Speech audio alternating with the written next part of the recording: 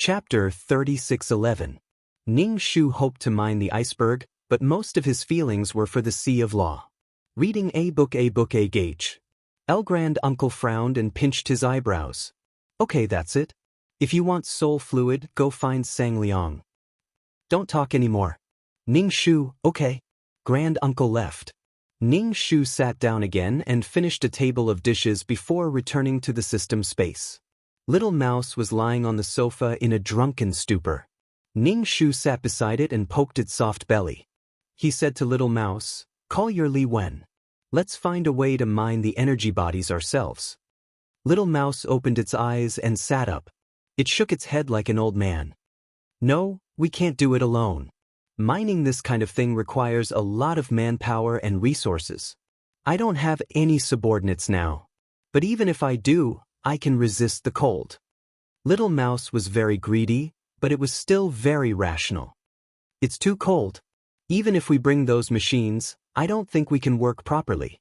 We'll be frozen into sculptures in an instant." Little Mouse saw its subordinates freeze into spectacular ice sculptures. With a touch, they would explode into powder. They couldn't be any more dead. It had enough energy stored in its body and could barely resist it. But if it went again, Little Mouse felt that it would die. Ning Shu touched Little Mouse's head and sighed. It could only look and not eat. Thinking about it, she shouldn't be so worried. Grand Uncle wasn't worried, so why should she be? Even if she couldn't get the energy bodies of the iceberg, there were other energy bodies. She believed that the Sea of Law could still hold on for a while. If something really happened to the Sea of Law, she could slowly find a way out. She felt like the Emperor wasn't worried, but the eunuch was worried. It was as if she had some bad intentions. It seemed that the conditions of the iceberg were really difficult. The creatures in the void were also very lazy and lived for a long time. If humans saw the resources of the iceberg, they would probably think of ways to mine it. Little Mouse touched its chin and sighed. "Let's give up." Ning Shu felt his heart ache. It's a little hard to give up. If it wasn't difficult, you wouldn't have had the chance to see so many energy bodies. To be able to see so many energy bodies in this lifetime, you can consider it worth it. Oh, that's right, if I want soul fluid from Sang Liang, I should at least get something out of it. Ning Shu opened up the chat system and told Sang Liang about the soul fluid. Sang Liang didn't say much and gave him a small bottle of soul fluid. It was about the size of a Yakult bottle, but it was better than nothing. Ning Shu gulped down the Yakult and then removed all the impurities in it. The feeling of having a full soul was as comfortable as having a full meal. Ning Shu looked at the Little Mouse and took out another world origin for it. "Eat it." The Little Mouse took the world's origin and looked at Ning Shu suspiciously. It didn't eat it. "What are you trying to do now? Why are you suddenly acting like this?" Ning Shu punched the Little Mouse's head. "I didn't see that your energy consumption was high, so I gave you some fat." Fuck, how is she not a good person? The Little Mouse was even more suspicious. "Why did you give me some fat for no reason? You still want to go to the glacier?" Ning Shu. "Are you a masochist? I'm just being nice to you and you're doubting the world. Even if you don't go to the glacier, you still need a good body to go to other places." The Little Mouse made an "oh" sound and then hugged the world origin and gnawed. Ning Shu was speechless. Usually, if he didn't give it to it, it would cry out every day. Now that he gave it to it, it was suspicious as if it wanted to do something to it. Could she kill the Little Mouse? It was the king of a race. Ning Shu thought about it and decided to go do the mission. She was worried about the Sea of Law and seemed to be meddling in other people's business. The chat system dinged. Ning Shu opened it and saw that it was sent by the Grand Elder. He asked her to gather in the void and said that they were going to the glacier. Ning Shu suddenly laughed. Didn't he say that he wasn't going to mine? What was he doing now? Nothing in the world could escape the law of true fragrance. She definitely had to go. Maybe she could really get something. She could pick up the scraps on the side. Ning Shu picked up the Little Mouse and said, "Let's take the energy body." The Little Mouse was a little confused. "We're going to the glacier again? Let's go." This time, it was a lie. Ning Shu opened his hand to suck the god-beating whip over, But the god-beating whip was obviously reluctant to part with the energy body and didn't want to fly into Ning Shu's hand. Ning Shu, be good, continue to suck when we come back. Only then did the god-beating whip reluctantly fly into Ning Shu's hand.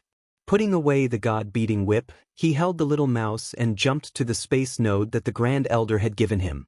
When he arrived, Ning Shu saw a group of people. Although it was a group of people, there weren't many. There was the Grand Elder, Sang Liang, and His Excellency in a tuxedo. He hadn't seen His Excellency for a long time. He felt that His Excellency had a soft light of fatherly love. As for the other two people, Ning Shu didn't know them. Ning Shu greeted them and then asked the Grand Elder, "How do you plan to mine?" The Grand Elder didn't speak. Ning Shu looked at Sang Liang, who pointed at his book. Ning Shu? He didn't quite understand. Ning Shu looked at His Excellency. His Excellency looked at Ning Shu and didn't speak. They hadn't even reached the glacier yet. Why were they so cold? Ning Shu looked at Sang Liang's book and suddenly had an idea. He said in disbelief, "You're going to move the glacier directly?" Thinking about it carefully, this plan was the most likely. After all, the glacier was so cold. They couldn't dig the glacier bit by bit while enduring the cold. And even if you opened a hole in the front foot, your back foot might be frozen again. He directly used Sang Liang's book to throw the cut glacier into the space. The temperature outside was high. Without caring about the glacier, the ice would melt directly, and the energy body inside would be exposed. How much confidence did he have in himself to do such a thing? Of course, it would be better if he succeeded. She would have leftovers to take.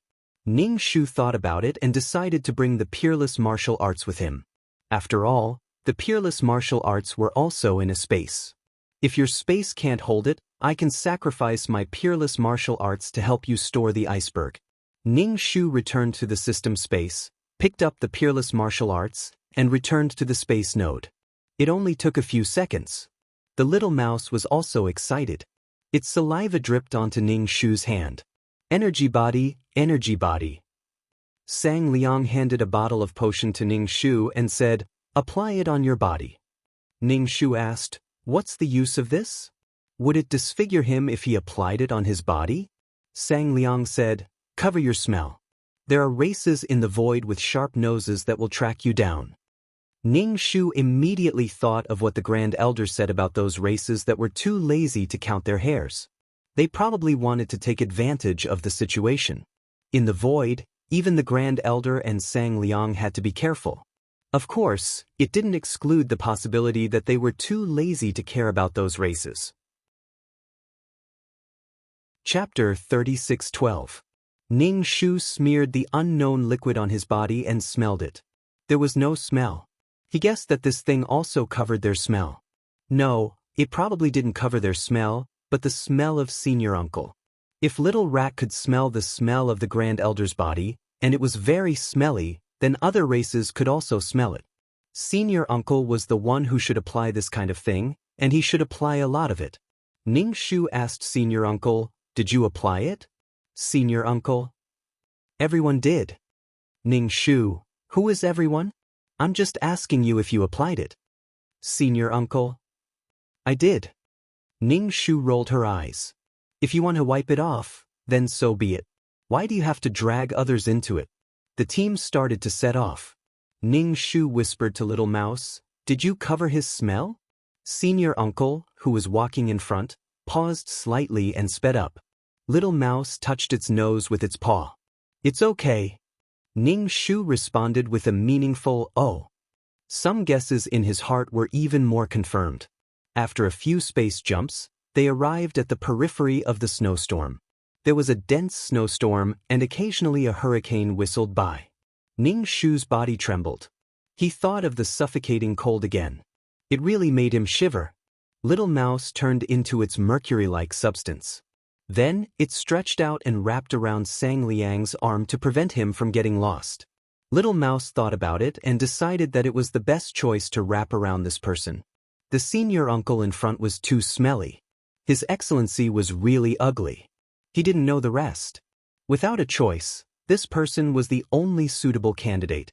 However, when he saw him, he thought of how this guy ambushed him halfway and wiped out his race and subordinates. Just thinking about it made his heart ache. Sang Liang looked at the thing on his arm and didn't say anything. The space coordinates in the snowstorm were unstable. The ones that Ning Shu had marked before couldn't be sensed anymore. Ning Shu didn't dare to jump over one or two occasionally. He didn't know if the location had changed, but he didn't know where he would end up. The group of people turned to look at Ning Shu. Ning Shu blinked his eyes and remained as quiet as a chicken. He could only explain, the space here isn't very stable. The position of my space node might have shifted. Sang Liang said, if that's the case, let's walk. We have plenty of time anyway. The others had no objections and stepped into the snowstorm. Ning Shu immediately shivered. It was really fucking cold. It was 10,000 times more painful than waking up in the dead of winter. However, a warm current then spread through his soul, making Ning Shu feel alive again. The little mouse said, this time I used up a lot of energy. You must give me the energy body. Stop talking. They hadn't even gotten their hands on the energy bodies and they were already thinking about it. At the very least, when these people got their hands on the energy bodies, they would think of a way to get some. The snowstorm was very heavy. The group of people bent over to resist the wind. The whistling cold wind blew, and their clothes fluttered.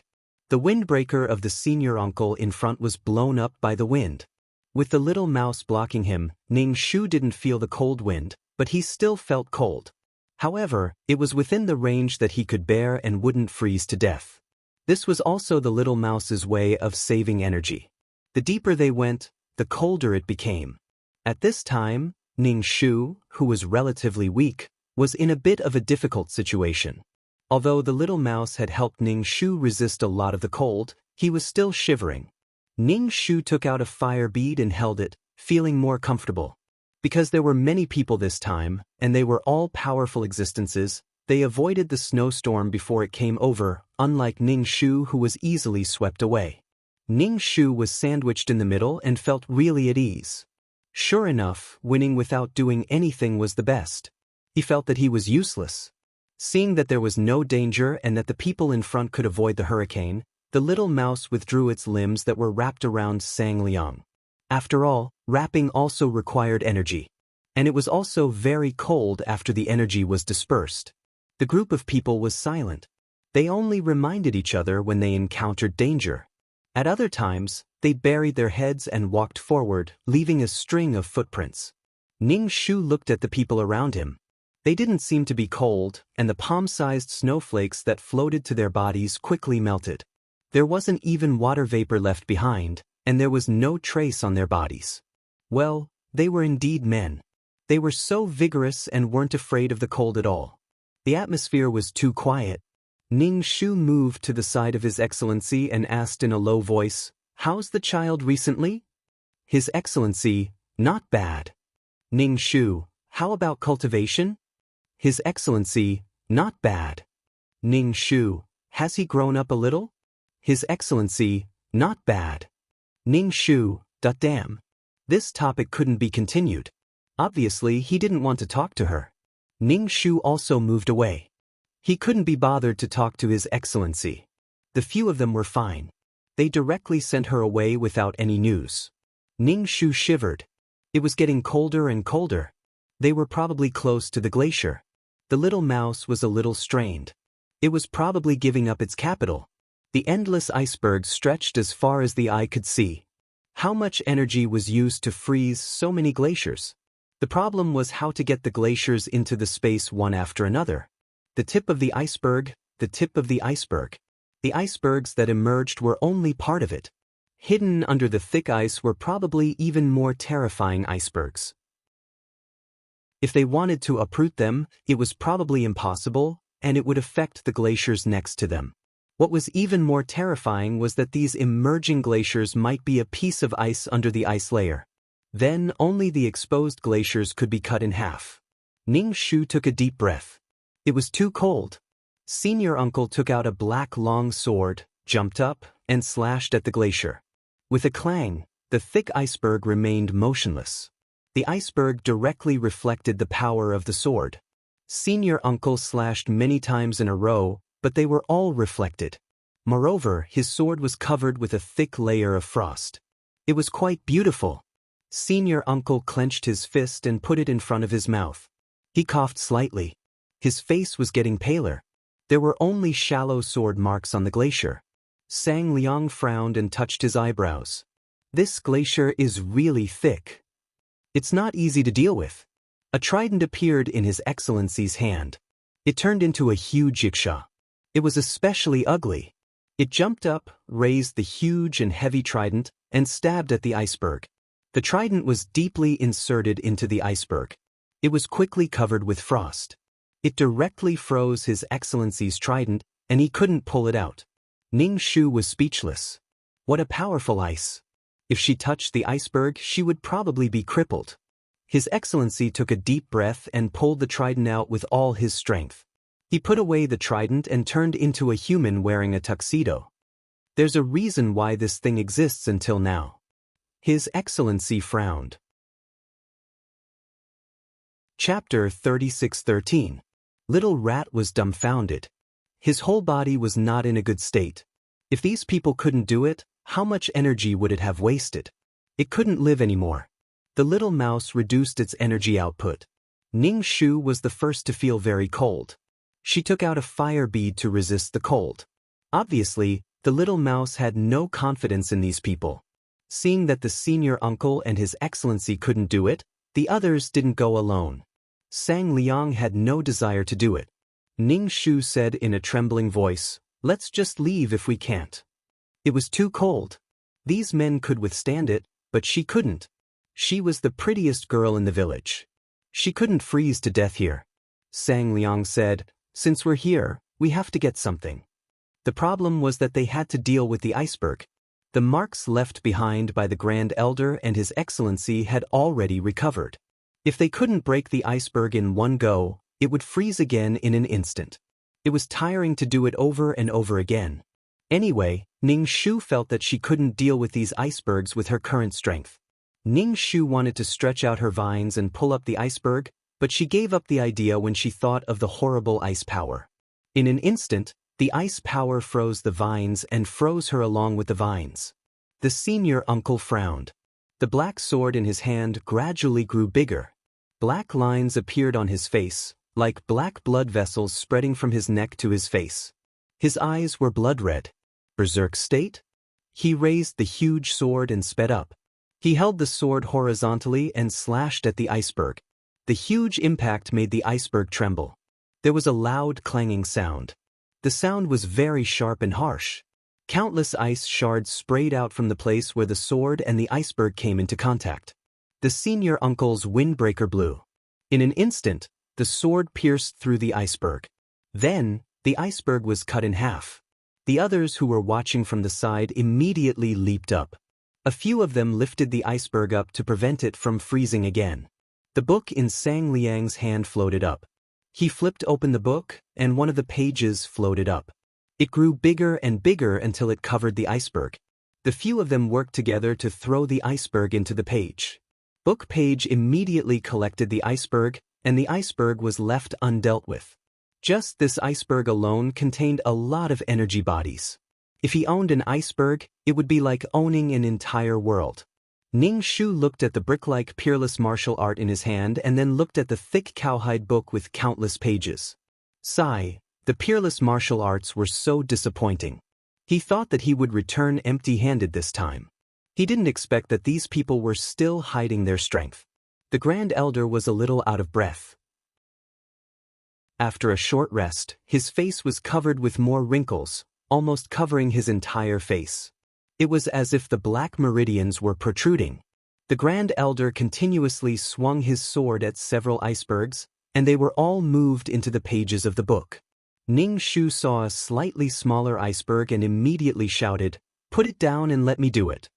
Sang Liang glanced at Ning Shu and didn't say anything. He put the page away, and the others took the opportunity to throw the iceberg to Ning Shu. To be honest, these people were holding a huge iceberg. It was as if ants were holding something countless times bigger than themselves. It was strange no matter how one looked at it. Ning Shu didn't know if his peerless martial art could bring the iceberg in. He could only use his mind to communicate with the peerless martial art. After all, it was a world of faith. Keep. Ning Shu's forehead was covered in cold sweat. If she was hit by the iceberg, she would be finished. After all, there were so many energy bodies inside.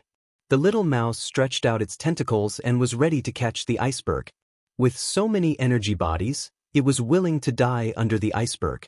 Fortunately, the peerless martial art lived up to its expectations. It actually swallowed the iceberg at the last moment. However, the peerless martial art was affected by the iceberg. Its surface was covered with frost and was especially cold. It was frozen into a cold brick. There was no need to mention how happy Ning Shu was. He didn't expect Sang Liang to be so generous and really give him an iceberg. Although it was the smallest one, and there didn't seem to be many energy bodies inside. However, Ning Shu originally came with the intention of picking up scraps. There was no expectation, but there was an unexpected surprise. Sang Liang said to the Grand Elder, "Don't do it. It's a bit noisy. Someone might have noticed." The sword in the Grand Elder's hand gradually shrank and finally disappeared. The black lines on his face also faded. Ning Shu was a bit confused. Was it a basic configuration for the creatures in the void? Would they all go berserk? Ning Shu put away the ice block. When she was free, he would ask Awan to help him bake it. Awan had the law of fire imprint on her body. Her peerless martial art wasn't as strong as Sang Liang's. Why didn't Sang Liang's book freeze into an ice block? The mission was completed. The group went back the way they came. They walked to the edge of the snowstorm and found that the edge was particularly lively. Many races were actually waiting for rabbits. It seemed that the movement of the glacier had already been noticed by the creatures in the void. Ning Shu looked at the others. There was no special expression on their faces. They were especially calm. Obviously, they had already thought of this possibility. It was the first time Ning Shu saw so many void races gathered together.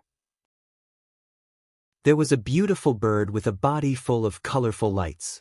It used its beak to comb its hair, but the moment it opened its mouth, it cursed. "Triplix, are you an idiot? Fuck you." Ning Shu was speechless.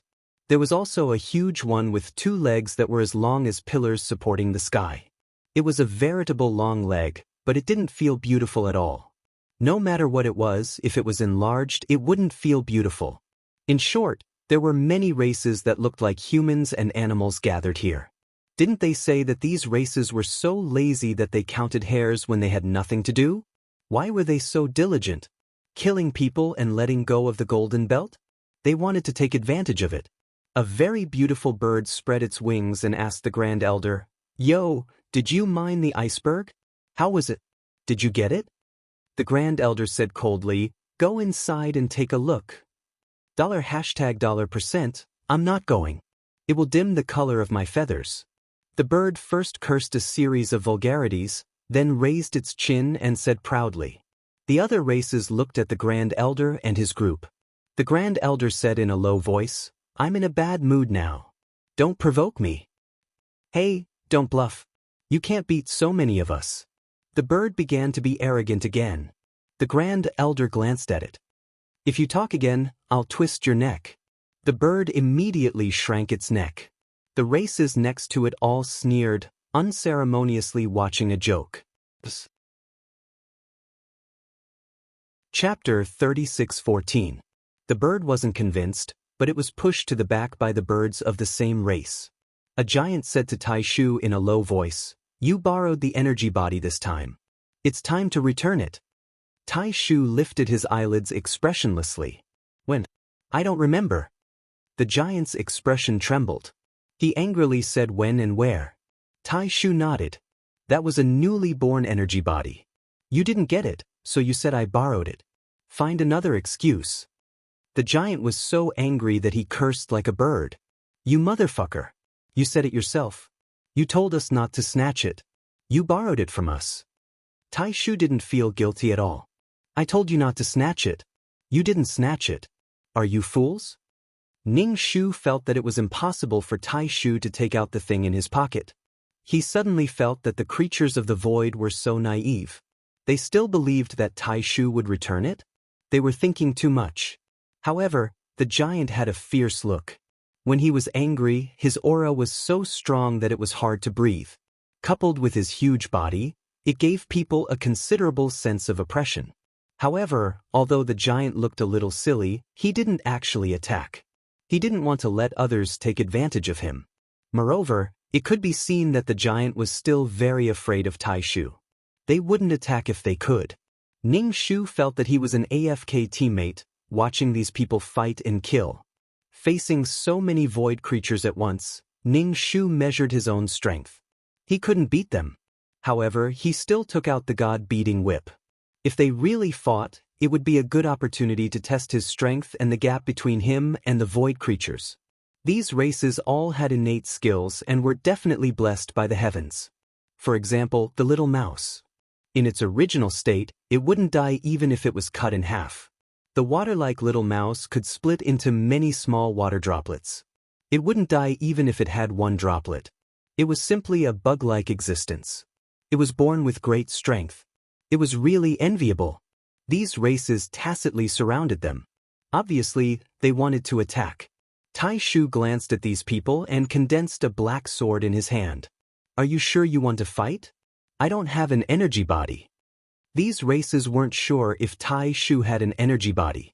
The giant said, "We sense the changes in the glacier. We don't believe you if you say you don't have an energy body. Grand Uncle, it's none of my business whether you believe it or not." The Grand Uncle's face was covered with black veins. Even his hands were covered with black veins. The black sword emitted a faint black smoke, giving off an ominous and oppressive feeling. The people from the other races frowned and looked hesitant. The Abyssal Prefect transformed into a giant yaksha with a trident in his hand. His body was so huge that it was almost as big as the giant's. Everyone else had reverted to their original forms.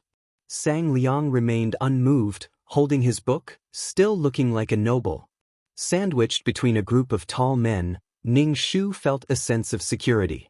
In this confrontation, no one made the first move.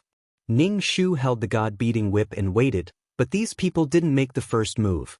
It seemed that these races wanted to attack, but they were afraid that Tai Shu's body didn't have an energy body. Then they would fight for nothing. But if they didn't make the first move, it would be too embarrassing to surround them aggressively and then retreat. The beautiful bird suddenly patted its head with its wings. $%. I think it's time to pick the fruits in my house. I'm leaving. With that, it spread its wings and flew away in a whirlwind. The birds of the same race also flew away. Seeing this, the other races also left one after another. Obviously, they felt that it wasn't worth fighting if they didn't get anything. Obviously, they were lazy. Maybe they liked energy bodies, but it didn't seem to be the time to fight. Tai Shu snorted and left with his sword, completely ignoring these people. Ning Shu was speechless. That's it? Were the creatures of the Void Land so interesting? They obviously had fewer people on their side. Why not? How lazy! When they were far away, Tai Shu put away his sword, and the lines on his face and hands faded away. Ning Shu said, "Then I'll go back." After leaving the wind and snow, they could directly return to the space system. She wanted to go back and cook the ultimate martial art so that the iceberg could melt as soon as possible. Sang Liang nodded. "The energy bodies in the iceberg are average. You can keep the other half." Ning Shu nodded. "Got it."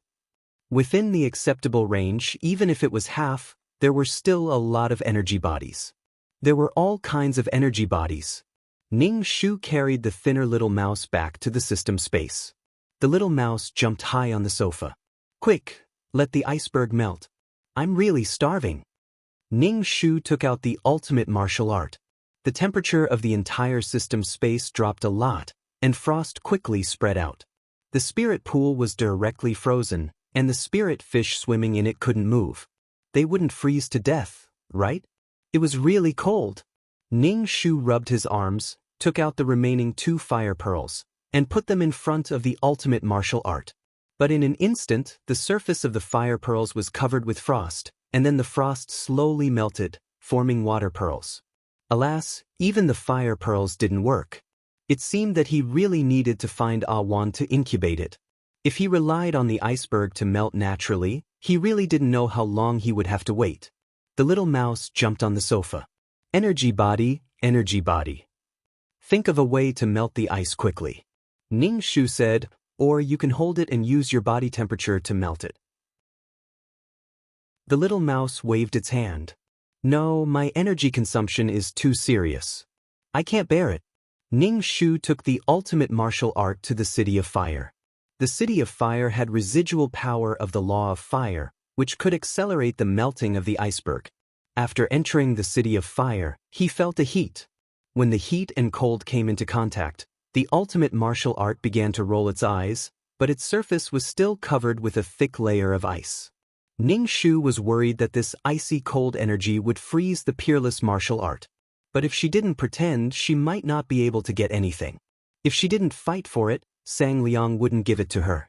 What she needed was a thick skin. Thick skin to eat enough. Ning Shu contacted Awan and asked her for help. Awan received the news and came to the City of Fire. When he saw Awan, Ning Shu wanted to stick to Awan's body because Awan's body was really warm. Ning Shu held Awan's hand. It was so warm he liked it. Awan. Why is it so cold?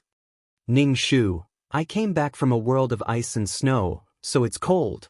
If it was a body, she would be a corpse now. Awan asked, why are you looking for me? /BK. Chapter 36:15. The little mouse now treated the brick-like peerless martial art as its own private property. When it saw Ning Shu leave with the peerless martial art, it also followed. Usually, it would either lie on the sofa and sleep soundly or go find Li Wen. Now that Ning Shu came to find Awan, it also followed.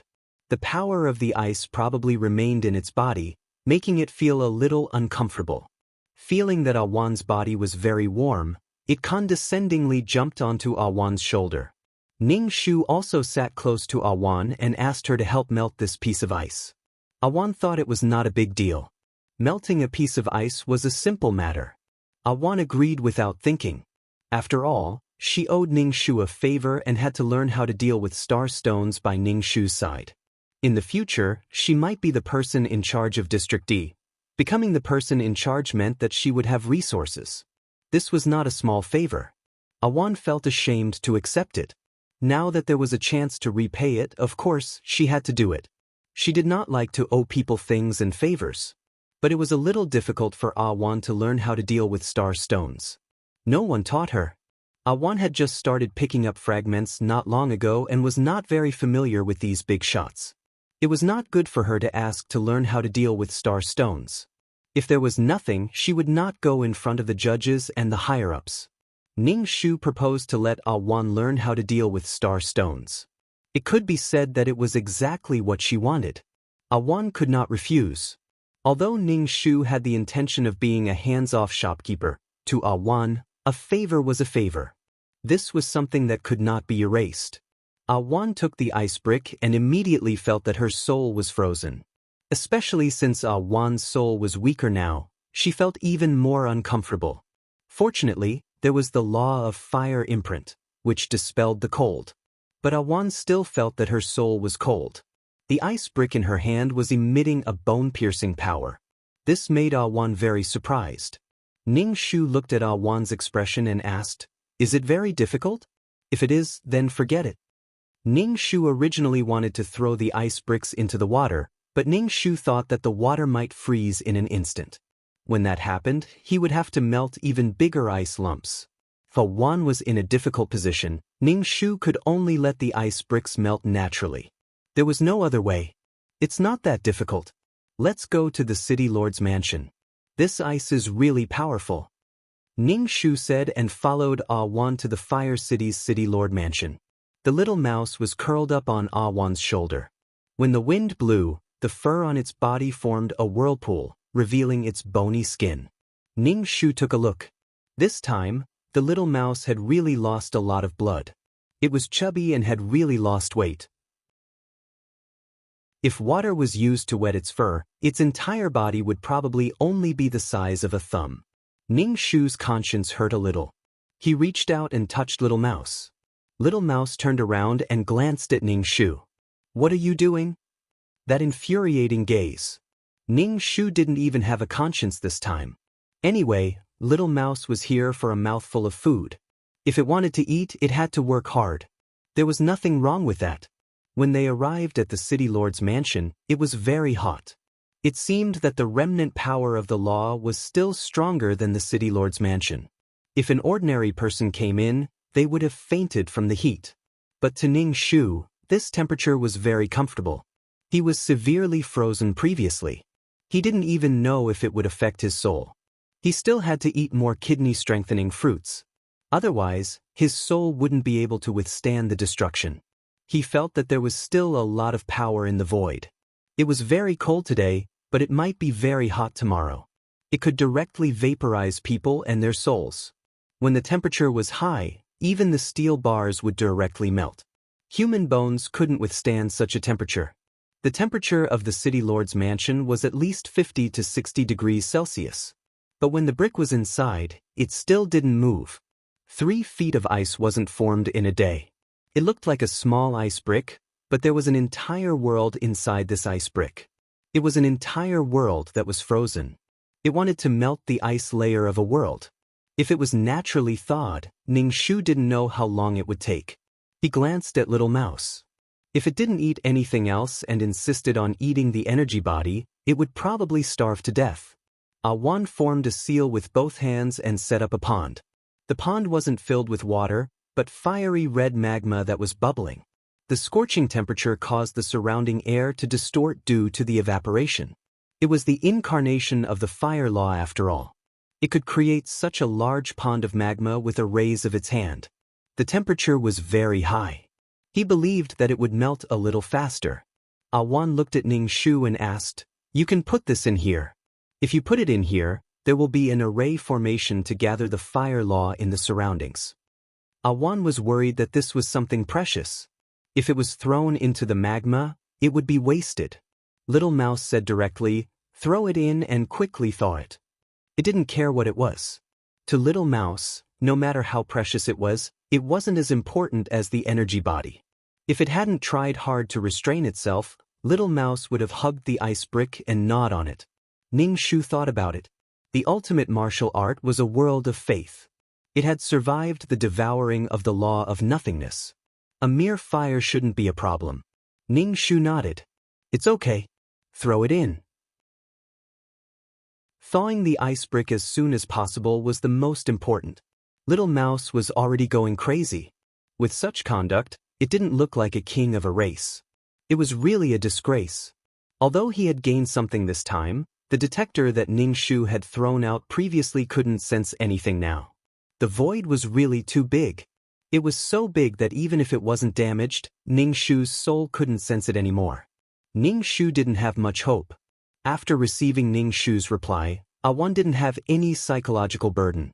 She threw the ice brick into the magma. Awan thought that the ice brick would slowly melt after she threw it in. After all, this kind of magma could even melt steel. However, the ultimate martial art floated in the magma. The layer of ice on it didn't melt. Instead, the color of the magma dimmed. It started to turn gray, as if a layer of grass and wood ash had been sprinkled on it. It wasn't as red and hot as before. This was a sign that the temperature of the magma had dropped. Awan was a little stunned. What kind of ice was this? Was it so powerful that even magma couldn't melt it? Awan gathered the power of the law of fire. The magma started to bubble again. It was scarlet red, but not long after, the color started to dim again. Awan was speechless. This was a little awkward. She thought it would melt quickly. Awan's expression became much more serious.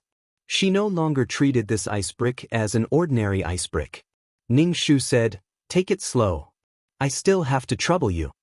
She didn't expect it to melt immediately. If the power of the ice mountain was so simple, it would have been eaten up by the creatures in the void long ago. She wouldn't have a chance to get it. Good things were never too late. It was just that Little Mouse had to wait. Chapter 36:16. The Little Mouse was no longer squatting on Wan's shoulder, but on Ning Shu's head. Looking at the stubborn ice brick, Its expression was extremely desperate. The high temperature curled its hair, and the top of its head was roasted bald. The little mouse was so angry that it spat a mouthful of saliva on the magma, but it evaporated with a sizzle. It could be seen that the temperature was very high. The little mouse mourned and was completely exhausted. It lay on the top of Ningxu's head like a lump, lifeless and useless mouse. Ningxu felt that thawing was still a relatively distant matter, so it was inevitable that one would pay attention to the situation of this ice brick all the time. If she didn't take a look for a long time, the magma in this pool would directly become a thick layer of ice. That was a whole world of ice. One nodded. I know. I will gather the surrounding fire rules so that the magma will not be extinguished. Ningxu said that he was in trouble and wanted to remind Wan twice. Then he felt a numbness in his chest. There was a slight electric tingling feeling, followed by the crackling sound of electric current. Ningxu looked down and saw that the necklace pendant was making crackling sounds. Damn, the seal was broken? It must have been frozen by the strong power of ice when they went to the ice mountain. Ningxu quickly took off the necklace and held it in his hand. His fingers hurt from the electric current, as if they were pricked by needles. Ningxu sighed. Damn, what should I do? The mark of the Law of Thunder was already very powerful before, and that was the power after it was sealed. If the seal was broken, the power in the mark of the Law of Thunder would swarm out, and the whole Fire City would become a sea of thunder, directly destroying this space. Ningxu said to Wan, I'll go first. This thing is troublesome. Wan nodded. Ningxu returned to the system space as if his but was on fire. He clicked on Tai Shu, hesitating whether to ask Tai Shu to reseal this thing. If he left it alone, where should he put this thing? What a large thunder sea, whether in the world of samsara or in the system space, it was a burden. What's more, with such a large sea of thunder, the souls in the world of samsara would probably be wiped out by the thunder and lightning. But if he were to look for senior uncle, he wouldn't work for free. Ningxu placed the necklace on the coffee table and prepared to seal it with his own power. Ningxu didn't want to deal with the Grand Elder unless it was absolutely necessary. Otherwise, he would bleed. As long as it didn't involve his own interests, Ningxu could just watch from the sidelines and make some idle remarks. Ningxu formed a seal with both of his hands and tapped the pendant with his finger. The pendant crackled with electricity. Where there was oppression, there would be resistance. Ningxu's seal actually allowed the thunder laws to counterattack, erupting with even stronger lightning. With crackling sounds, Ningxu was electrocuted. Even the coffee table exploded into pieces. Ningxu spat out smoke and trembled as he looked for the Grand Elder. It was nothing more than being extorted. When asking for help, one had to be aware of this. She wanted to use her own power to seal it, but when she became stronger, she didn't know what would happen to this thing. Ningxu asked where the Grand Elder was and said that he had something to talk to him about. The Grand Elder only said the word Sea of Laws and ignored Ningxu. When Ningxu arrived at the Sea of Laws, the Ligua clan was still doing their best to purify the Sea of Laws. Looking at the dirty Sea of Laws, it didn't look like it had been purified at all. The Grand Elder stood beside the Sea of Laws, motionless. The corners of his windbreaker fluttered slightly. This was probably the feeling of a hero past his prime. It was the kind of sad feeling of his country dying. Ningxu walked over and didn't mention the Thunder Law's imprint. He asked, How long more do you need to purify it? He didn't believe that the Ligua clan would keep guarding the Sea of Laws. He couldn't figure out how the Grand Elder threatened the Ligua clan to make them do their best to purify the Sea of Laws. Although it didn't seem to be of any use. The Grand Elder glanced at Ningxu, who was crackling with lightning, and didn't say anything. Ningxu's body was numb from the electricity. Originally, things like lightning were the natural enemy of souls. Ningxu didn't want to waste his soul for nothing. Ningxu raised his hand in front of the Grand Elder and opened his hand, revealing the crackling lightning. He said, Judge, please help me. I've given you the seal of the Thunder Law's imprint. If she had known earlier, she wouldn't have walked around with this thing. Speaking of which, she didn't use this thing much. After this seal, Ningxu planned to put this thing in the system space and not run around with it. It was too dangerous in the void. What if the power of the seal was consumed again?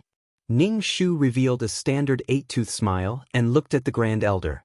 The Grand Elder raised his eyelids and chuckled.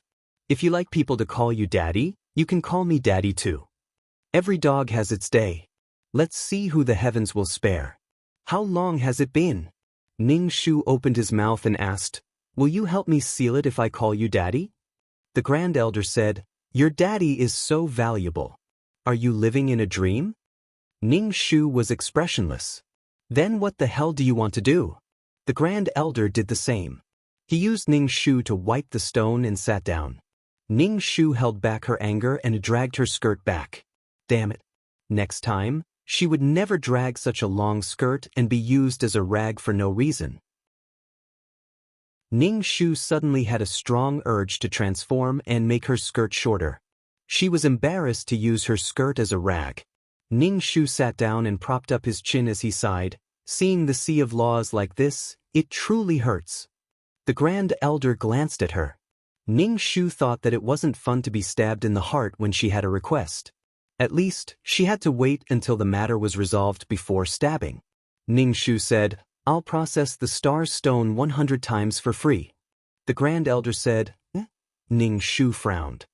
Then 1,000. The Grand Elder said, heh. Ning Shu made up her mind. 5,000. The Grand Elder said, heh. Ning Shu said, hey, your sister. Ning Shu gritted her teeth and rubbed her cheeks. Then how many times do you want to say it? The Grand Elder said, I'm not active in Area D recently. Ning Shu immediately crossed her arms and made an X with a face full of rejection. I won't do it. The Grand Elder said, I won't do it either. Ning Shu could only say, wait for a while more. Naturally, someone will be willing to take over Area D. When Awan had the ability to process the Star Stone, she would naturally take care of Area D's affairs. Ning Shu didn't doubt Awan's strength at all. Awan looked steady and reliable. At least she was more reliable than the greasy Cheongsam man. Do you think it's better for me to guard Area D or look for treasures in the void? Area D was comparable to the Sea of Laws. This time, she had risked being frozen to death to find the iceberg. Speaking of the iceberg, Ning Shu thought of the lines on the Grand Elder's face and couldn't help but look at his face carefully. He couldn't help but say, you're already like this. Can't you be kinder? Chapter 36:17. Of course, he would make a clear offer and then bargain. However, there was no such thing as bargaining for the Grand Uncle.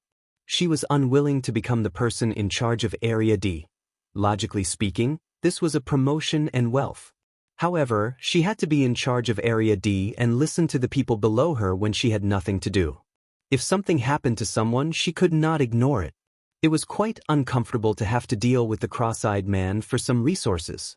With the little mouse around, Ning Shu wanted to make the best use of everything and then stroll in the void when she had nothing to do. Maybe she could even make friends in the void? Although it was very likely that the races in the void would not care about her at all. However, who could say for sure what would happen in the future? No matter what she did, it was happier and more meaningful than being the person in charge of Area D. In short, if she wanted to become the person in charge of Area D, Ning Shu looked at Li Guo in the middle of the Sea of Law. If she could not solve this thing, then she would exchange it with Li Guo. It was not a big deal. It was nothing more than one less law power. It was not a big deal. She would treat it as if she had never owned this thing and would not feel anything. Once she thought it through, Ning Shu really felt comfortable all over. Breaking apart. If this thing was rarely used, or if she did not need it, or if the cost was greater than the gain, she could throw it away or not. As for whether the Grand Uncle was willing to help her seal it, it was not so important. At this point, she would not be tired by ordinary things. If she wanted to pursue something, she would pursue something more advanced. Although it hurt a little when she broke apart, Exenjong felt inexplicably relaxed after the pain. Without the need for the Grand Uncle, Ning Shu was much more confident in facing him. She put away the necklace and called out to Li Guo when she was resting. Her relationship with Li Guo could be said to be tense, but it wasn't to the point where they would fight to the death. She was not willing to deal with the Star Stone for free 10,000 times. 10,000 times, That meant that she had to deal with 10,000 collapsed planes. This was not something that could be done in a short time. If she was not satisfied with this, then forget it. After all, she did not say anything when she used the Thunder Law. Strictly speaking, she had not used it at all. If the seal had not loosened this time, she would have probably forgotten that she had such a thing hanging around her neck. This thing was good, but it wasn't something he could use. It didn't matter even if he exchanged it. The mission enforcer probably wouldn't be able to accept it, so he might as well give it to Li Guo. Ning Shu propped up his chin as he waited for Li Guo. Lightning flashed all over his body as he said, "Has the iceberg melted? If it has, put some energy inside." The Sea of Laws was dead silent. Since there were energy bodies, they should be used on the Sea of Laws, as their original intention was to find energy bodies for the Sea of Laws. Big Head would definitely be used on the Sea of Laws. Senior Grand Uncle, yes, I've used it. Ning Shu was speechless. It had already melted. How did it melt? Her peerless martial art was still a piece of ice spinning, but the other party's iceberg had already melted. Ning Shu said expressionlessly, "Even the little mouse eats energy. You don't seem to have much time left. Why don't you take a bite or two?" The Grand Elder could probably eat an energy body full of vitality. The silver-haired man did not eat ordinary food. Could it be that he also ate energy bodies? Each one of them was like the little mouse. Senior Grand Uncle's expression was inexplicable. What gave you the illusion that I don't have much time left? Ning Shu, intuition. Your body stinks. Can't you smell it? It was the smell of decay and death. Come, return to the embrace of the will of death. Senior Grand Uncle's eyes became a little pitiful. It was pity for Ning Shu. Idiot. If not for the fact that he couldn't beat him, Ning Shu would have wanted to kill him. When the god-beating whip evolved a little, he would definitely test it on him and whip him to death. Ning Shu snorted. Good intentions are treated as bad fertilizer. Senior Grand Uncle frowned.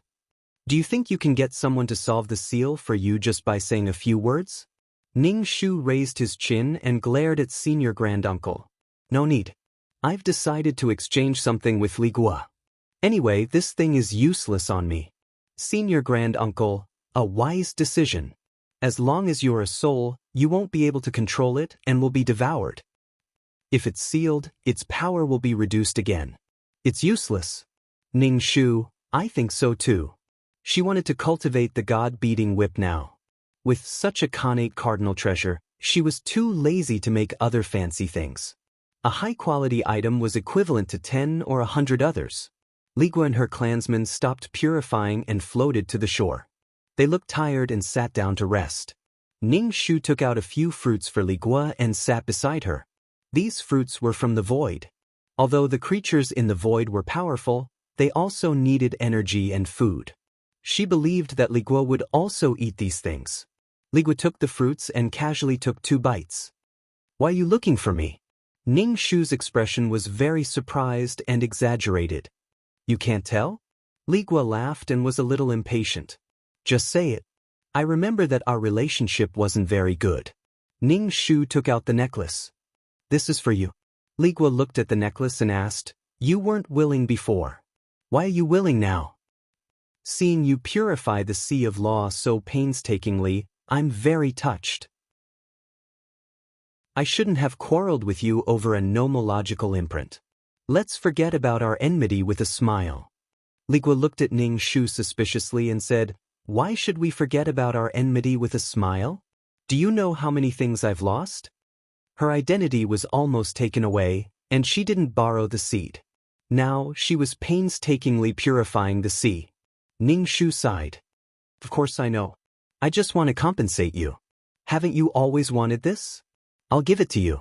You can decide the price. Li Guo looked at Ning Shu faintly. Since it's an apology, why are you asking me for something? Is this a deal? Ning Shu whispered in Li Guo's ear, That guy in the windbreaker is watching. If I don't take something from you, with his character of only taking in and not taking out, will he let the two of us have a good time? Li Guo had probably been cheated by the Grand Uncle many times. She actually agreed with Ning Shu's words. She nodded and asked, What do you want? Then we'll do as you said. Give me an energy body, Ning Shu said. Li Gua said, it's not an energy body. This energy is not an energy body. Ning Shu nodded. I know. It's the energy that your race brought from the womb.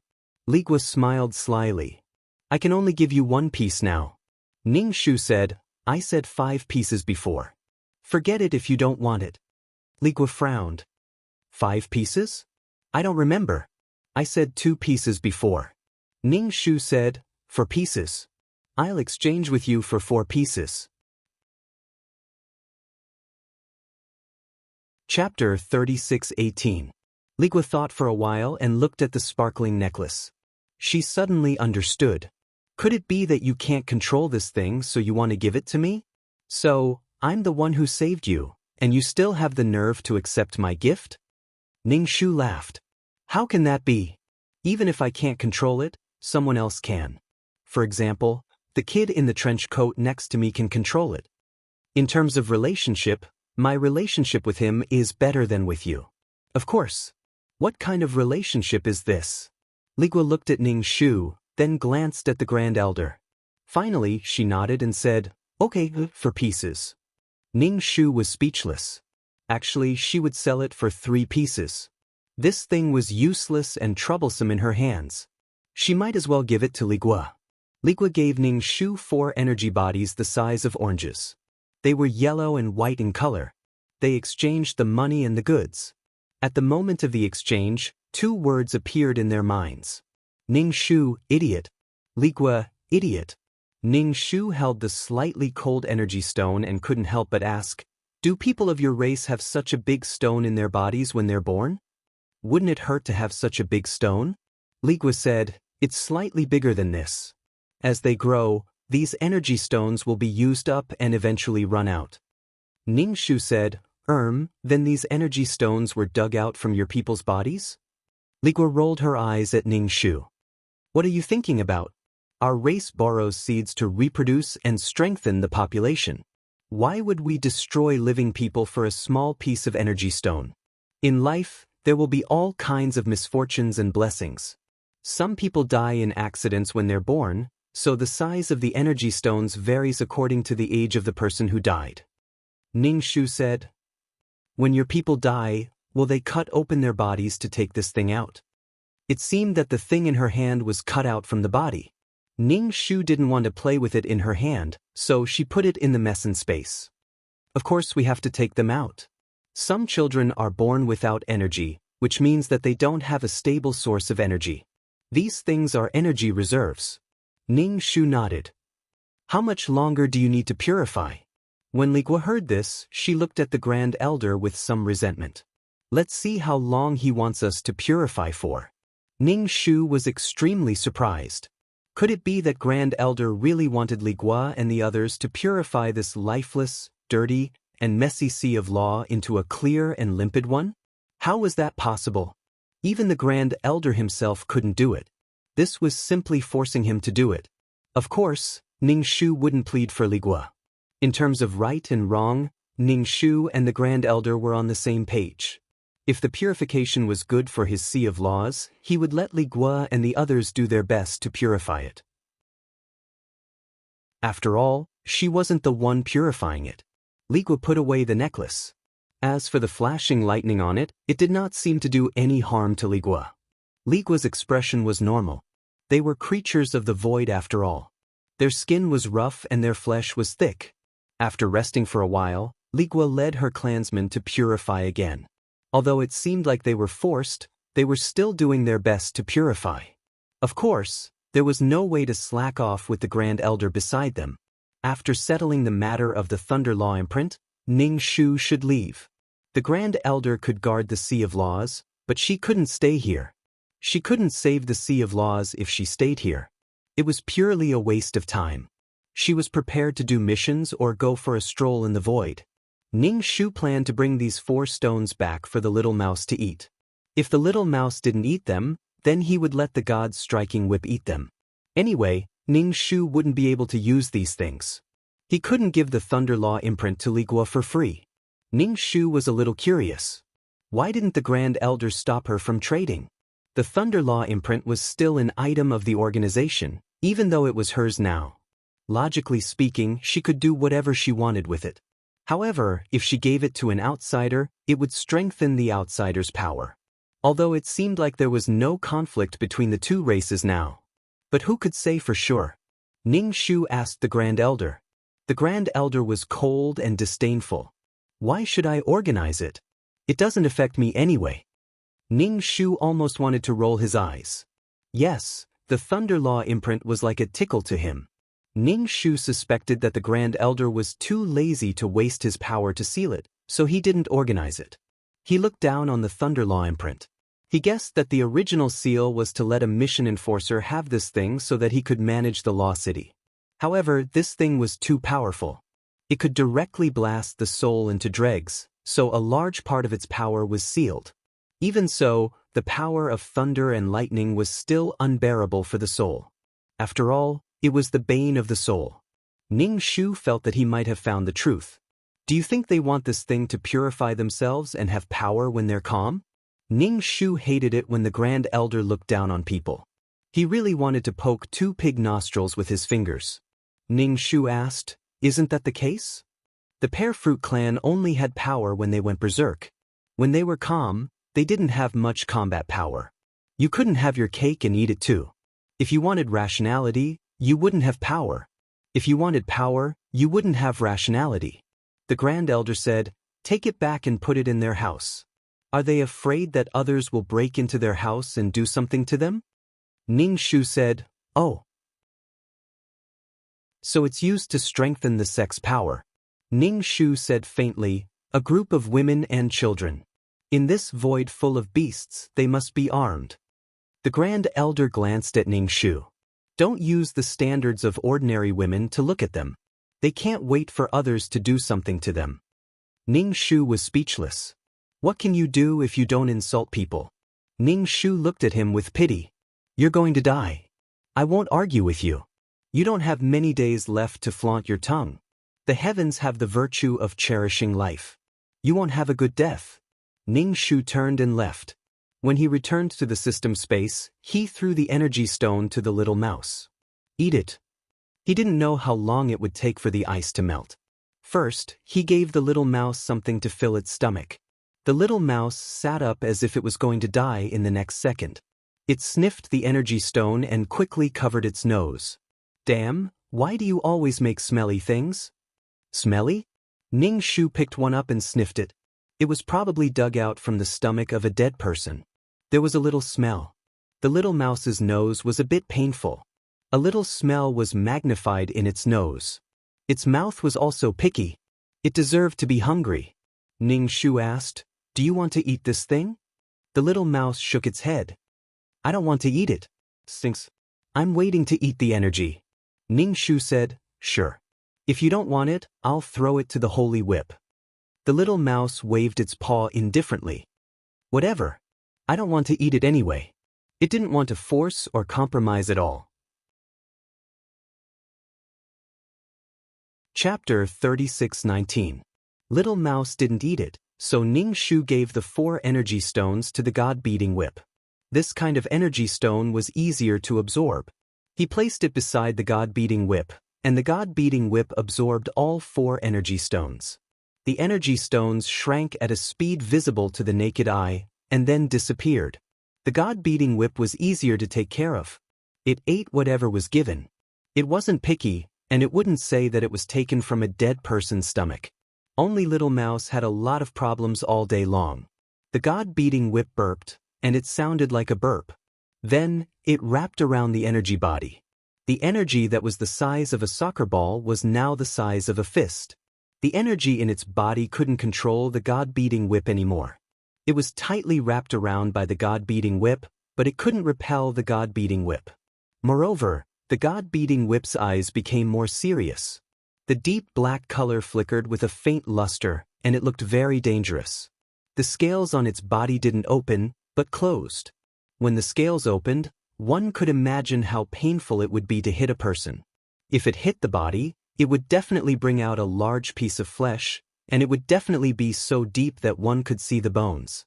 If it hit the soul, It would absorb the energy for its own use. Ning Shu told Dan Qing that he was going to do a mission and hoped to strengthen his soul quickly. Moreover, there seemed to be no upper limit to the soul. Of course, the stronger the better. If he kept compressing his soul, the strength of his soul would continue to increase, and his ability to withstand suppression would be much stronger. Therefore, there were only too many souls. Ning Shu was talking to Dan Qing when suddenly, two hands hugged Ning Shu from behind, hugging Ning Shu's neck. These hands were delicate and white, like a child's arms. They were cute like lotus roots, and they wrapped around his neck.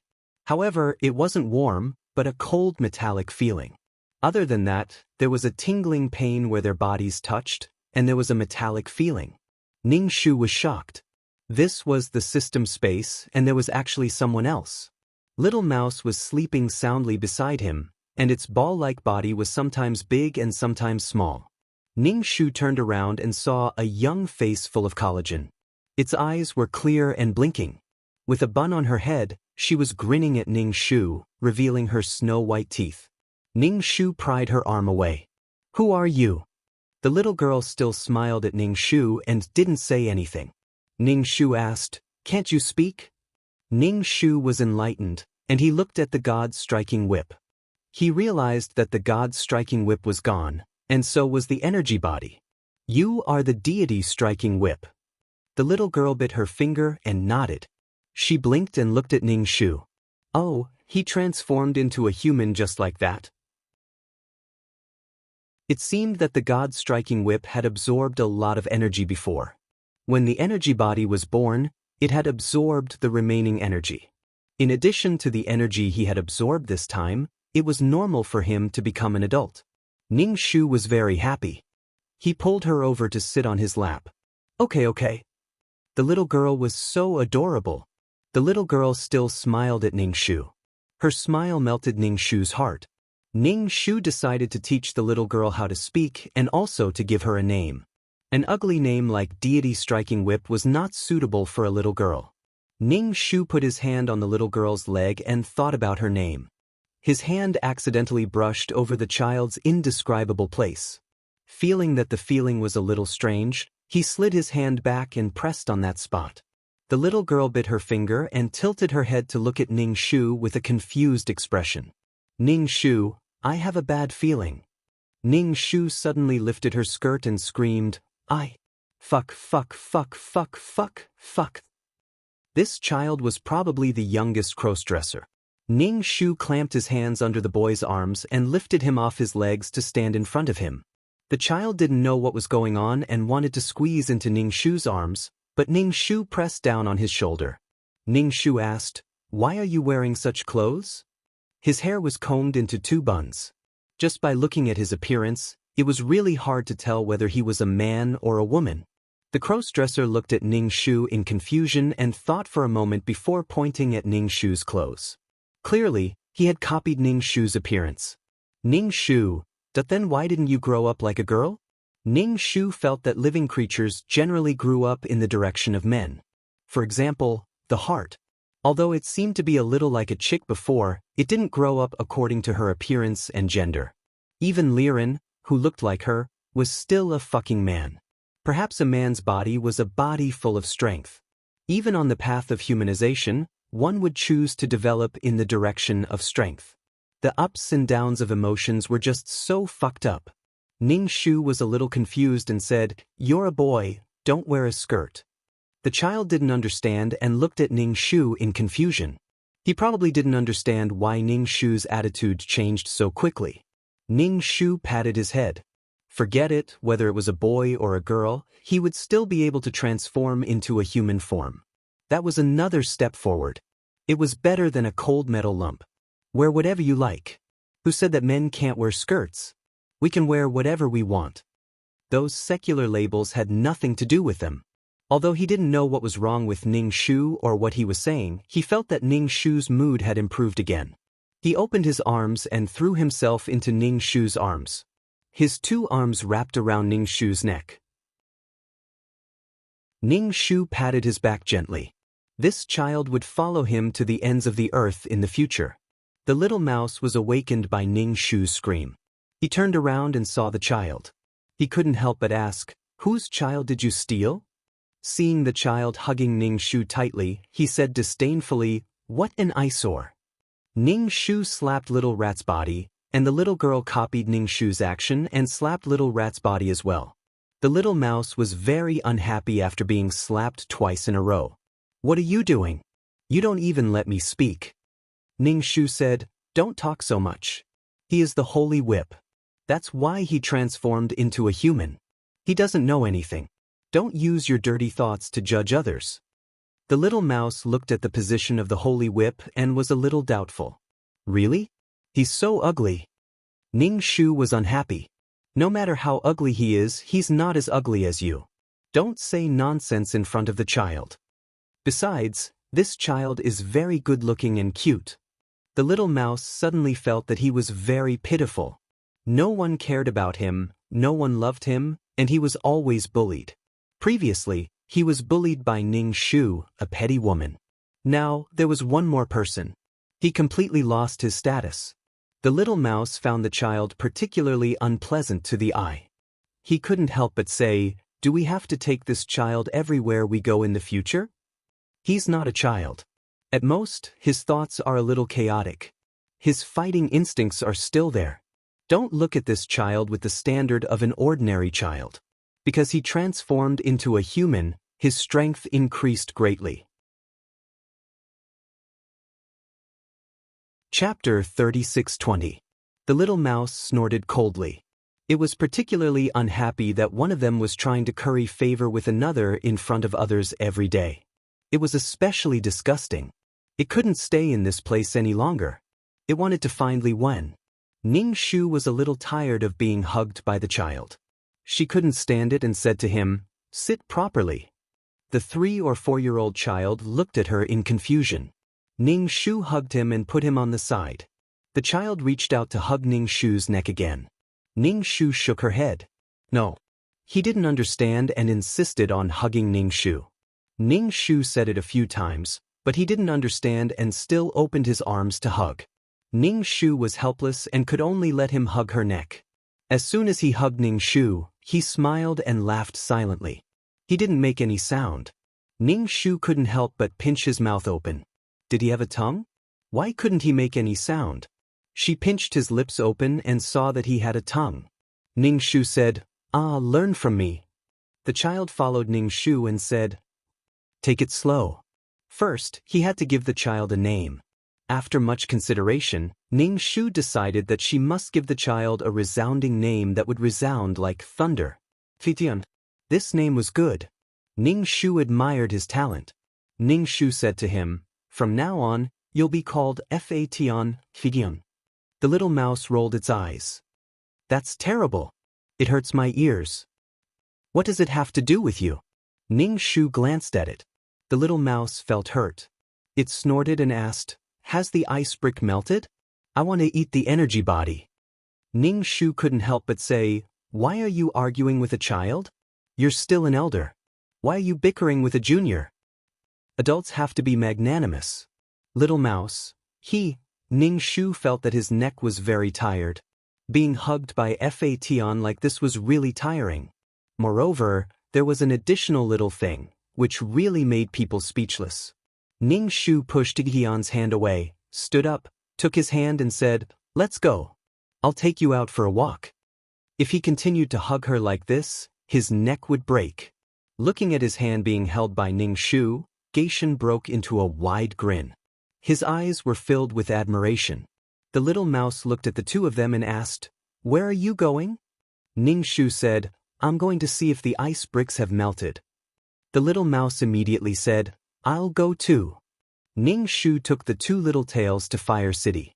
The temperature in Fire City was very hot. Even if it was residual power of law, it was still very hot. Fation didn't feel anything unusual at all. He looked at Ning Shu and smiled brightly at Ning Shu. Ning Shu also smiled and muttered in his heart, "It would be great if she was really a cute little loli." When they arrived at the city lord's mansion, a wave of heat hit them in the face. Looking at the magma in the middle of the city lord's mansion, the ice brick was still the same ice brick. The magma was bubbling, but it still couldn't melt the ice brick. Awan had been guarding this ice brick, which made Ning Shu feel a little uneasy. Ning Shu said to Awan, "You don't have to keep guarding it. In fact, this thing isn't easy to melt. Don't look at it as just a small ice brick. In fact, there's a very vast world inside, an entire world of glaciers." Awan was stunned for a moment. It's so big. No wonder it hasn't melted. The thick layer of ice covering the outside hadn't melted yet, and the inside was even more glaciers. Only when the outside melted would the inside slowly melt. Such a large ice mountain, after it melted, the world would definitely be filled with water. If he let Awan keep guarding it, he didn't know how long she would have to guard it. This would delay Awan's time. Awan said, "Then I'll come back to take a look after completing the mission." Ning Shu nodded.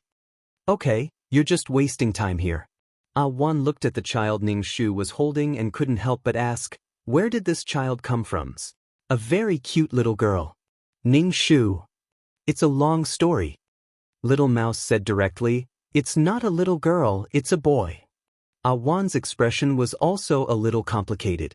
She looked at Ning Shu with some condemnation. "Since it's a boy, you shouldn't dress like this. This will make the child's gender confused." Ning Shu.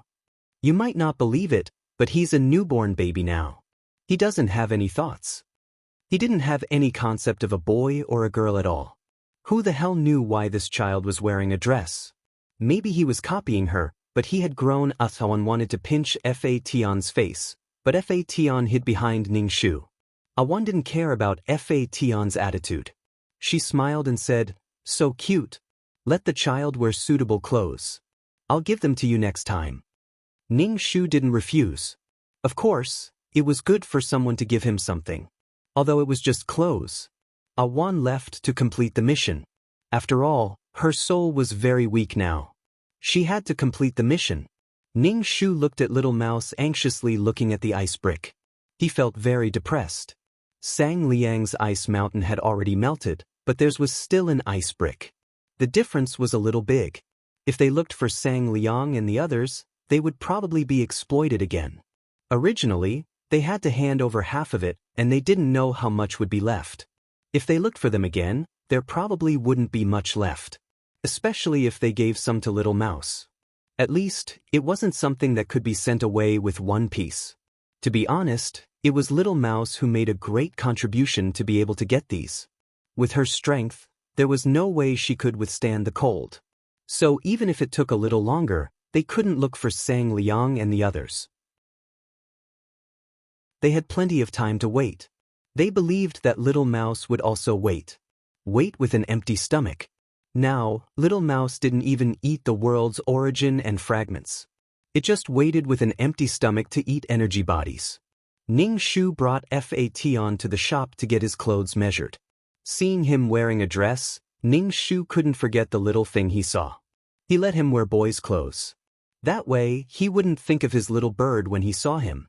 Fation was very shy.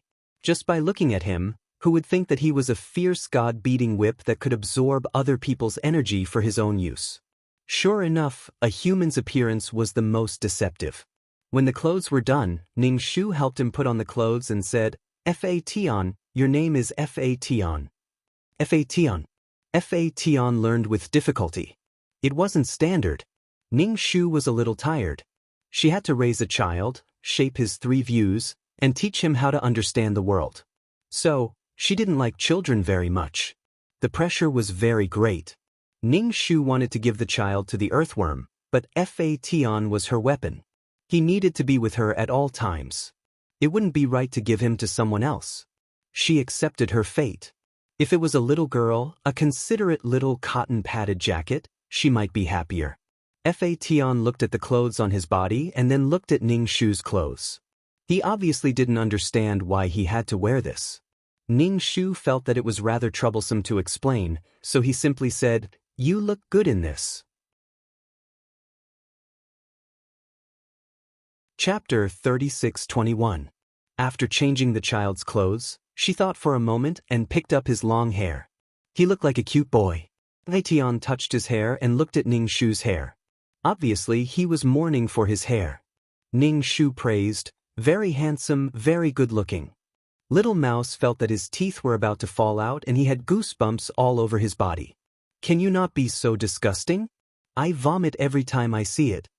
Ning Shu said, it's none of your business. If you don't like it, don't look. Little Mouse rolled his eyes. Ning Shu touched the child's head and had a flash of inspiration. Today is the day you are born. I'll take you to meet those old men. Since he was an elder, he should give the younger generation some gifts. What a good day. She had been thinking about what name to use to hold another banquet. Now this child was the name. She had a child now. She had to prepare some belongings for the child. Where would she get these belongings? Of course, she would take the child to eat with the family.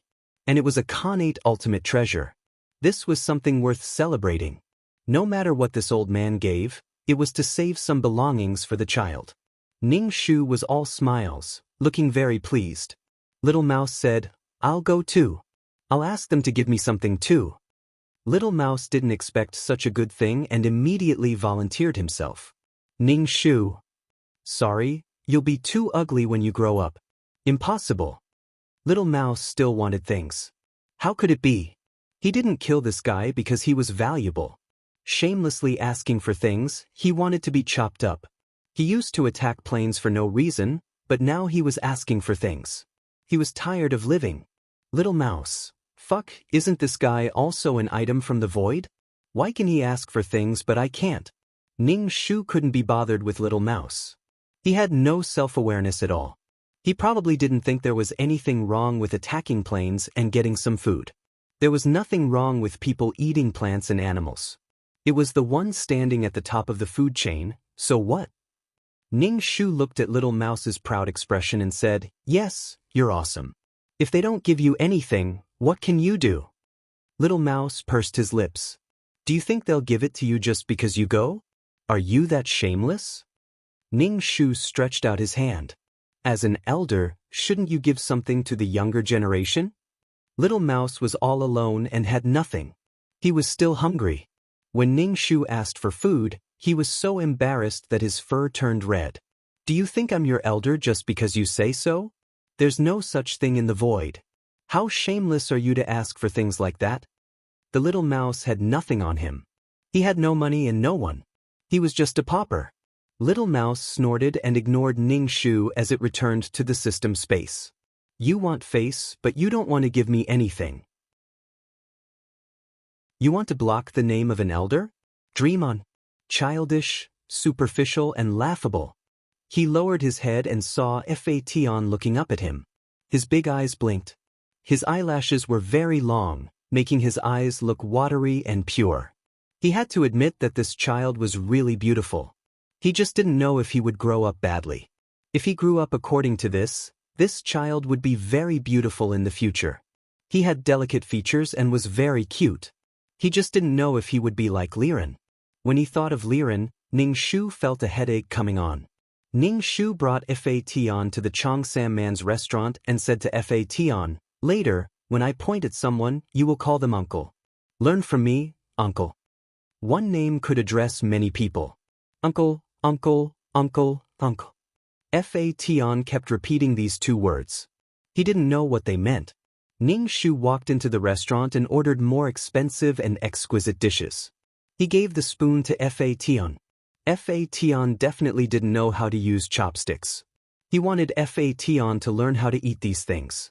Ning Shu didn't know if Fation could eat these ordinary things, but he saw him clumsily use the spoon to put the food into his mouth. He even used his hands to grab it. Ning Shu wiped Fation's mouth with a handkerchief and said, you have to be hygienic. After eating, you have to wipe your mouth with a piece of paper. Fation looked at Ning Shu in confusion. Ning Shu sighed. No matter how much he said, he wouldn't understand. If he did, he would understand. The waiter went upstairs to call the Chongsam man down. The Chongsam man came downstairs with a folding fan. When he saw his face full of sauce, he asked, where did this child come from? My child. My weapon transformed. I brought him here to help you find the way, in case you don't know and bully my child, Ning Shu said. The Chongsam man was speechless. Child, weapon transformed? This was a bit too much information. What kind of weapon could transform? Was it very powerful? Why hadn't he heard of it before? The Cheongsam man squeezed the folding fan in his hand. Could it be that the fan in his hand could also transform into a human? The Cheongsam man looked at Fa Tion. It was hard to imagine that a cold weapon could transform into a human. Why would I bully a child? The Cheongsam man said. He thought for a moment and took out a jade-like item from his space. This thing is good for spiritual power. It can increase spiritual power. Give it to the child to play with. The Cheongsam man gave the item to Fa Tion. Fa Tion was very confused. He looked at Ningshu. Obviously, he didn't understand why this person gave him something. He also didn't understand what they were talking about. Ningshu made a shaking gesture with his hand. Take it and call me uncle. Fa Tion was very sensitive to the word uncle. He called him uncle. The Cheongsam man smiled and gave him a free meal. The Cheongsam man asked Ningshu, what is his original form? The Cheongsam man looked at him from head to toe. He was very surprised. Ningshu said, it's the whip that I used to hold in my hand. A lot of things happened because of this whip. The faction on the Giant Gate planet had caused a lot of trouble because of the Holy Whip. Later, the consciousness of the Holy Whip was erased. Only then did the Holy Whip belong to him. For a long time, these factions didn't cause trouble for him. It's a whip. The Cheongsam man sighed. Ningshu told Fa Tion to stop eating. Eating too much was not good for his health. Could it be that Ningshu wanted to move to another place now that she had something? She wiped off Ji Faishan's greasy mouth and led him away. Ningshu came to the consultation room and touched his head. You can call me uncle later. Calling him uncle made old men like Sang Liang and Taishu look too young. After a while, Sang Liang came out of the room. When he saw Fa Tion, he narrowed his eyes and sat down. He asked, what do you want to ask? Ningshu said to Sang Liang, can you call Taishu over? I have something important to say. He called both of them over at once. He was too lazy to look for them one by one. Besides, there were two people present. If there was competition, there would be good things. Chapter 36-22. Sang Liang said, it's the same if you tell me. Ningshu shook his head. It's not the same. Sang Liang glanced at Ningshu and informed Taishu. While waiting, Sang Liang looked at Fa Tion. Fa Tion shyly hid in Ningshu's arms and buried his head in Ningshu's arms. Do you want to give me this child too? Sang Liang asked. Ningshu said, of course not. Sang Liang could see that this child wasn't human. This old man wanted to kidnap the child. Wishful thinking. Sang Liang didn't say anything. Taishu appeared in the consultation room and asked with a frown, what's the matter? Taishu sat down. When he saw Fa Tion, he waved at him. Come here. Fa Tion didn't go to Taishu. His little face was full of vigilance, probably because he sensed Taishu's danger. He wasn't like this when he faced the Cheongsam man. He probably felt that the Cheongsam man was no match for him and couldn't threaten his life. Now, he was especially vigilant in front of Taishu. Ningshu said, the child was just born and is a little shy. I brought him here to show you. This is my child. Don't treat him as ownerless. Taishu didn't care about Yvonne and asked, what's the matter? Ningshu said, nothing. I just want to show you the child. Is it a connate cardinal treasure? Or is it still weak? It needs to be taken good care of. It's a part of our organization. Taishu glanced at Ningshu. Pay attention to his purification. Give him more metal energy bodies. He thought for a moment and took out his black gun. The gun melted in his hand and condensed into a black oval object. He handed it to Fa Tion. Let him integrate this into his body. It can increase his toughness. Ningshu was happy and pushed Fa Tion. Fa Tion saw the object in Taishu's hand and walked over to take it. Uncle. With the precedent set by the Cheongsam man, Fa Tion shouted at the senior uncle. The grand elder looked at him and glanced at Ningshu unhappily. Don't teach these simple beings the same as you. He had just been born and had just taken human form. He didn't even know how to speak, and his thoughts were still in a mess. Yet he only knew how to call him uncle. Everyone knew what Sima Zhao was thinking. Ning Shu was speechless. The silver-haired man flipped open the cowhide book and tore out a page for Fa Tian. Tian took the book and called out, "Uncle?" This time, even the silver-haired man frowned. "What do you take him for?" Ning Shu said, "I'm teaching the child manners. He doesn't know how to speak, but it's the most basic form of address. Anyway, it's not wrong to call him uncle." Ning Shu asked, "What kind of treasure is this page of yours?" The silver-haired man said, "It's nothing good. It's just a shelter." Ning Shu said, "Thank you." The silver-haired man said, "It's not for you. It's for him. Don't take it for yourself." Ning Shu nodded. She had never thought of taking it for herself. She had originally prepared it for Fa Tian.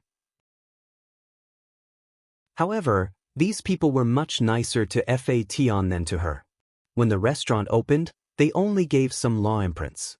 Now that the Grand Elder had melted her spear, the silver-haired man actually gave her a page of a book. If she had been weaker, she probably wouldn't have been able to protect Fa Tian. He would have been snatched away directly. The silver-haired man asked, "What's his name?" Ning Shu said proudly, "Hun." The Grand Elder and the silver-haired man frowned at the same time. The Grand Elder was very unhappy to be called over and directly left.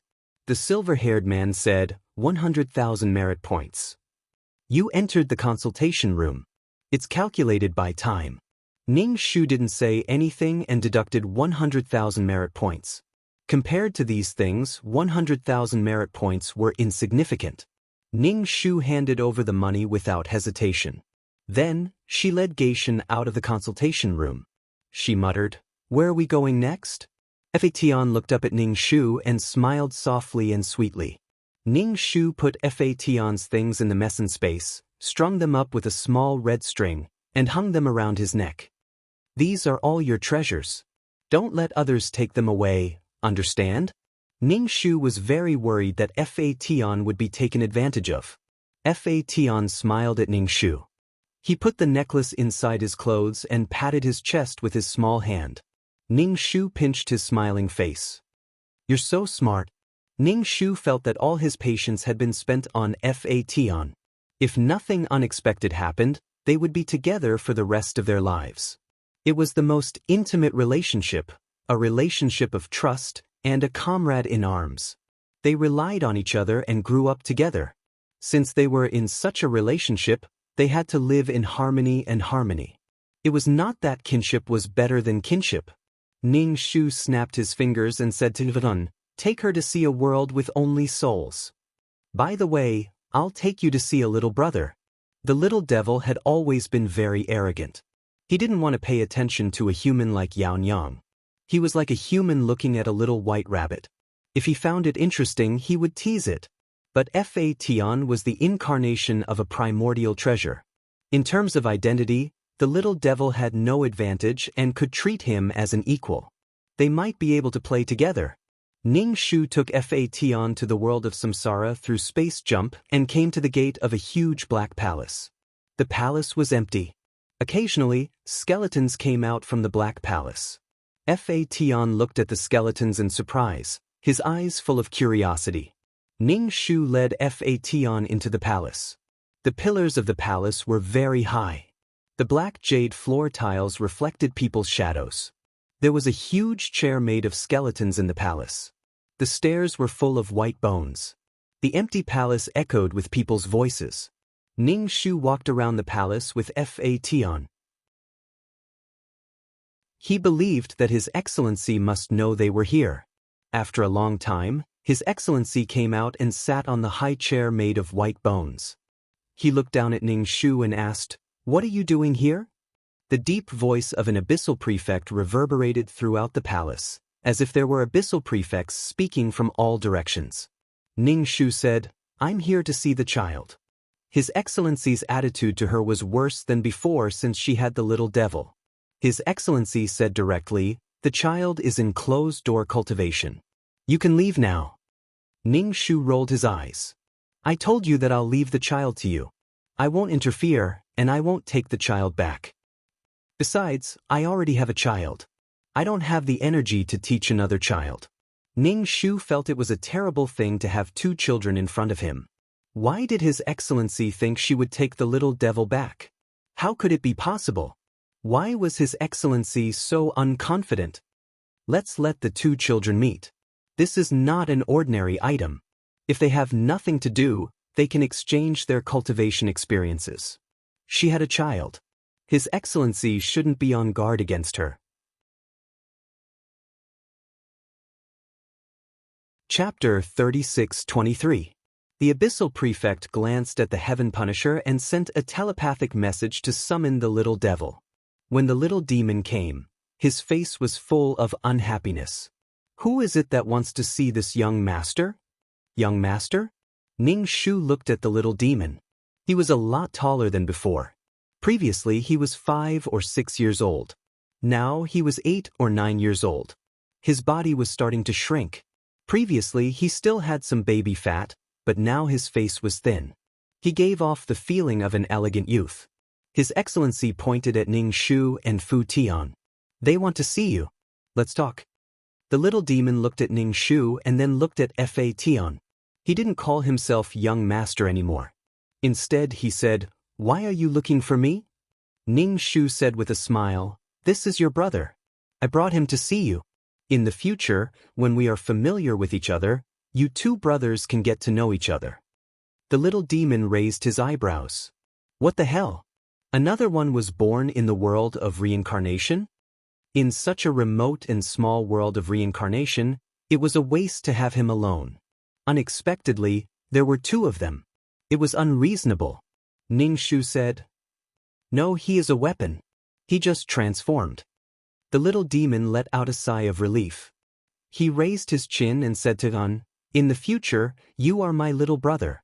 I will protect you." Tian hid behind Ning Shu and looked at the little demon timidly.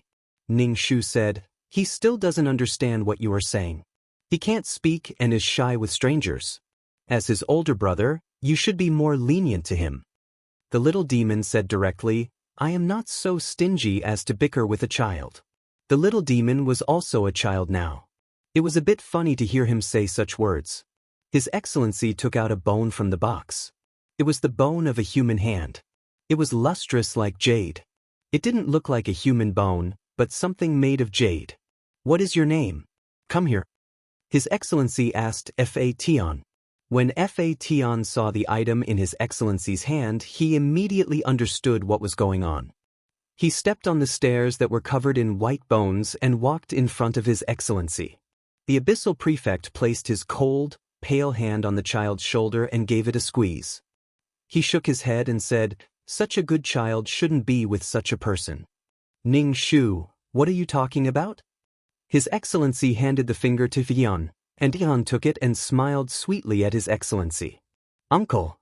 The Abyssal Prefect narrowed his eyes and reached out to touch Fa Tian's face. Fa Tian received the item and stepped on white bones to return to Ning Shu's side. He placed the item into the meson space in front of his chest. Ning Shu saw that the Abyssal Prefect had given the child something, and she also saw the little demon. As a return gift, she should also give something to the little demon. She didn't seem to care much about the little demon's cultivation, and it was always the Abyssal Prefect who looked after them. The little devil was the product of his world of samsara. His conscience suddenly hurt. Ning Shu asked the little demon, "How's your cultivation going? What kind of resources do you need? Do you want energy bodies?" When the iceberg melted, he would give 1 or 2 pieces to the little demon. The little demon said directly, "I don't want them. You can keep them for him." The little demon didn't like Ning Shu's things and told Ning Shu not to worry. Ning Shu. Well, in the little demon's heart, she was a poor ghost. Ning Shu Chao asked, "Does this child need an energy body for his cultivation?" The Abyssal Prefect nodded. "Yes, absorbing high-level energy is good for cultivation." Ning Shu said, "Oh, then I'll send some over after the iceberg melts." She didn't know if the Abyssal Prefect would get a share of the harvest this time. Logically speaking, he was here to help, so he should get a few energy bodies. Even she was able to get an iceberg. Although it was the smallest one and had the least amount of things inside, She still managed to get some. The Abyssal Prefect should also get some and would probably give it to the little demon. But the Abyssal Prefect was the Abyssal Prefect, and what she gave was what she gave. There was a difference. Ning Shu felt that it was inappropriate to just leave it alone. In the future, the little demon would take care of the world of samsara for her. She could be considered one of them. The Abyssal Prefect said to the little demon, "Take him to the backyard to see the flowers. I have something to say to him." Ning Shu. See the flowers planted by the Abyssal Prefect? The Abyssal Prefect was now a stay-at-home dad, raising and teaching children. Ning Shu forgot that he used to be a gardener, planting all kinds of flowers, watering them with souls and raising them with the corpses of all kinds of creatures. As for what the flowers would look like, there was no need to mention it. The little demon said to Fatian, "Let's go, I'll take you to see the flowers." Fatian hid behind Ning Shu. The little demon didn't force him. Ning Shu said. Chapter 36-24. Fatian grabbed Ning Shu's skirt and swayed left and right. He pouted, obviously not wanting to let Ning Shu leave. Tears were in his eyes. His tears flowed down.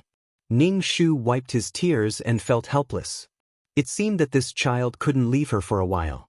Ning Shu said, "That's okay, I'll teach you." If he didn't do missions, then he would do other things, such as dealing with star stones or going for a stroll in the void. And even if he went personally, it would take some time. He would go find Li Wen. Li Wen was now a technology fanatic and couldn't extricate himself from science. Then he would slow down on missions. Right now, Heaven Punisher needed to be looked after and taught. Little Rat returned to the system space with a bunch of grape-like fruits in his hand. He threw them to Locken and said, "These are the fruits I found for you. I picked them secretly, and I almost got my head blown off. Don't say that I'm not good to you." Little Mouse stood up straight and put his paws on his waist. He really looked like an elder. Now, whenever Fatian received something, he would call him Uncle. Little Mouse was very happy when he heard this, but he tried to hide it. "It's just a little thing. If you like it, I'll pick it for you next time." Was it a legend? I stole grapes to raise you? He probably stole them from other races. Ning Shu said, "Don't sneak around and provoke other races." Little Mouse snorted and picked a crystal-clear grape for Fatian. "Try it." Fatian opened his mouth and ate one. It was probably very sweet. Fatian's eyes narrowed and he ate happily. Ning Shu also wanted to try and was about to pick one, but Little Mouse patted the back of his hand. "You're so greedy. It's not like I picked it for you." Fatian immediately plucked a grape and brought it to Ning Shu's mouth. Ning Shu opened his mouth and took a bite. The grape had a rich and sweet juice, and with one bite the juice burst. It was very satisfying. The most important thing was that it was rich in energy, and it was similar to the power of an energy body, a very gentle power. However, the power was very weak. If one tried to sense it carefully, they would not be able to sense it. After being eaten by Ning Shu, the little mouse was very unhappy. He carried the bunch of grapes and went to the other side with Fatian. Fatian still wanted to help Ning Shu, but he was stopped by Little Mouse. Ning Shu said, "You guys eat. I'm not eating." Although he was tempted, he could still hold it in. One of the mice finished a bunch of grapes by himself. Ning Shu stood at the side and watched them finish the grapes. She didn't get to eat another one. Fatian burped, reached out and patted Little Mouse, and smiled at him. The main system notified Ning Shu to deal with the star stones and change shifts with the people in area. Fatian was very sensitive. He sensed that Ning Shu was about to leave. He immediately tugged at Ning Shu's skirt like an abandoned puppy. Ning Shu thought about it and brought Fatian with him. When Fatian's mind matured, he could find something to do on his own. Ning Shu held Fatian's hand and appeared in the broken plane. He handed over the work to the people who dealt with the star stones. Ning Shu said to Fatian, "Stay by my side and don't walk around." She felt like a bitter mother who had to work and take care of her child.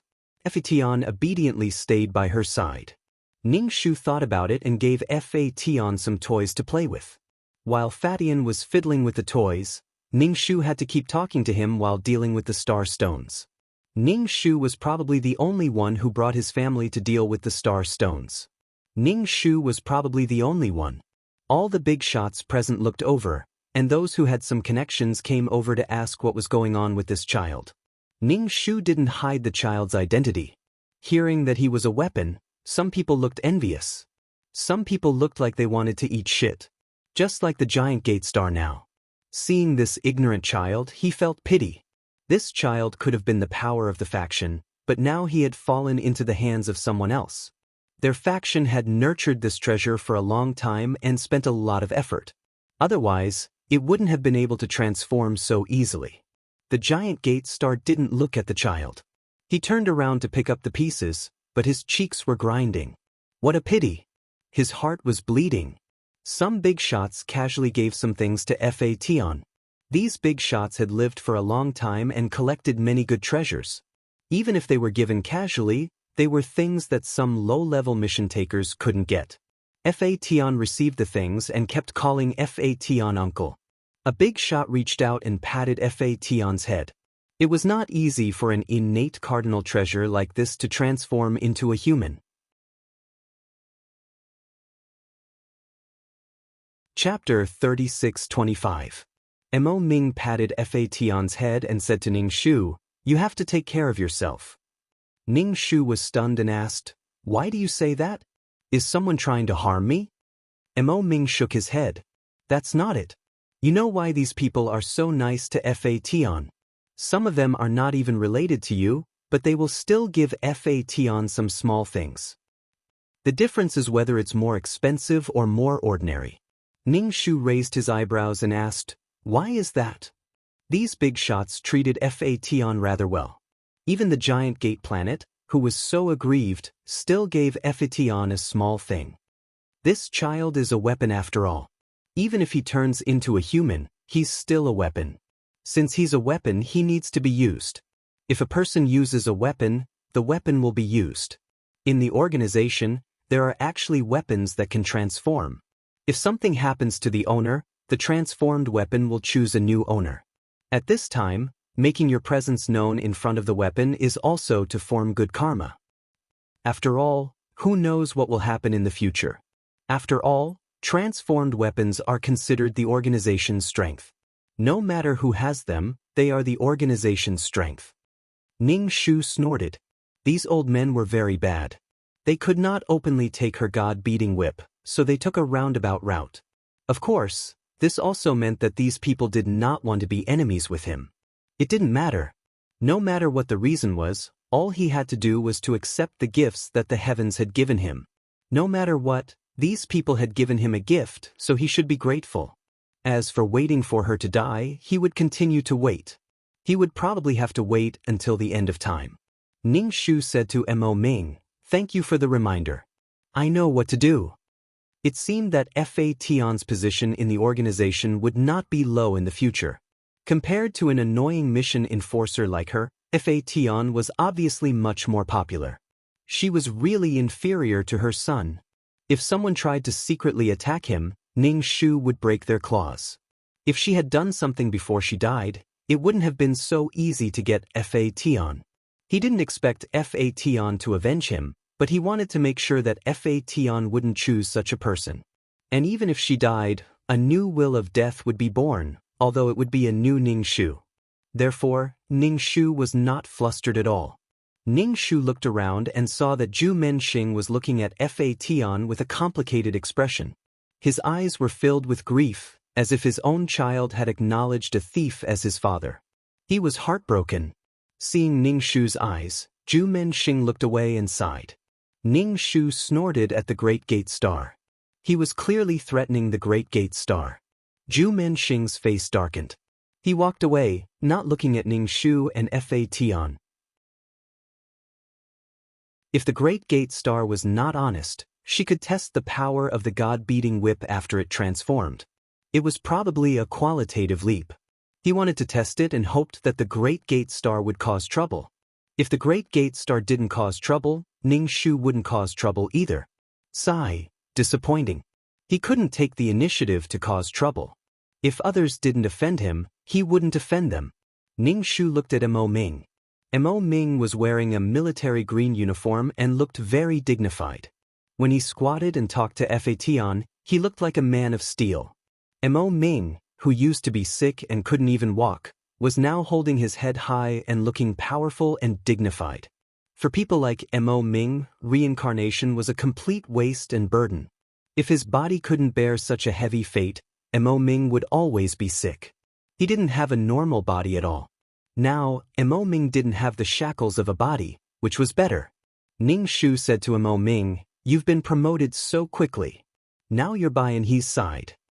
Mo Ming just shook his head. "It's okay. I asked the general to let me follow you. I heard that you have a child, so I came to see you." That's humble. She didn't know how many lifetimes Mo Ming had accumulated such good fortune in his previous life and the life before that to have such good fate. He was probably some savior of the world. The speed of his promotion was really like a rocket. She thought about how she had to painstakingly complete missions from world to world. She climbed up step by step. She was a snail, and he was an eagle. There were differences between people. But if she didn't work hard, she might not even be as good as Mo Ming now. She was working hard, but it didn't mean that Mo Ming wasn't working hard. Mo Ming probably worked hard to get to where he was now. There was nothing to be unsatisfied about. Mo Ming said a few words to Ning Shu and left. Ning Shu continued to deal with the star stones. Fation played with his toys obediently at the side. Ning Shu wanted to teach him how to speak. He couldn't just keep calling him uncle. Calling these old men uncle was a loss. Who knew how old these people were? Calling them uncle was too young. Fation spoke with Ning Shu with difficulty. The speed and pronunciation of his speech were not very correct, but Ning Shu encouraged him and didn't scold him. Even if he was angry, he couldn't show it. Teaching children to do homework was probably the most painful thing in life. He was so angry that he was about to have a heart attack. Fation was also a child. After learning from Ning Shu for a while, he couldn't concentrate. He played with the toys in his hands and stopped learning to speak with Ning Shu. Ning Shu was melancholic. "My child can't be a fool. He's definitely not a retard." Ning Shu suppressed his anger. It wasn't easy to learn to be an uncle. Who knew he might call his name tomorrow? Ning Shu gritted his teeth as he dealt with the star stones. He held Fation's hand for a long time. Fation yawned. He was probably tired. He directly turned into a whip and wrapped around Ning Shu's waist. He began to snore. Ning Shu dealt with the star stones for a long time. Every time the plane was damaged, several planes would collapse in succession. From these situations, it was clear that the situation of the Sea of Law was very bad. The Sea of Law could no longer provide power for these planes. And because of the problem of energy or aging, the planes collapsed just like that. More and more collapsed. If even the old planes couldn't provide power, then there was definitely no power to give birth to new planes. The old planes kept collapsing. Even if these planes had more cells than a human, they couldn't withstand this kind of loss. Ning Shu started to have groundless fears. If the Sea of Law collapsed, these billions of mission enforcers, as well as this huge army, these souls probably wouldn't have a place to stay. If the planes were gone, the organization would be gone. They could only survive in the void. The creatures in the void could probably eat a lot of mission enforcers in one bite. Then there was a way to survive, and that was for everyone to unite. Perhaps there was still a chance of survival. But Ning Shu shook his head. From the results of the battle between the organization and the locust-like little mouse, the mission enforcer army couldn't even deal with the locust-like little mouse. It was very difficult to deal with them, and the little mouse race didn't have any intelligence.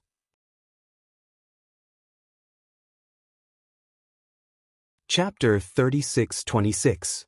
In the void, the little mouse was a small reptile. There were even more powerful creatures.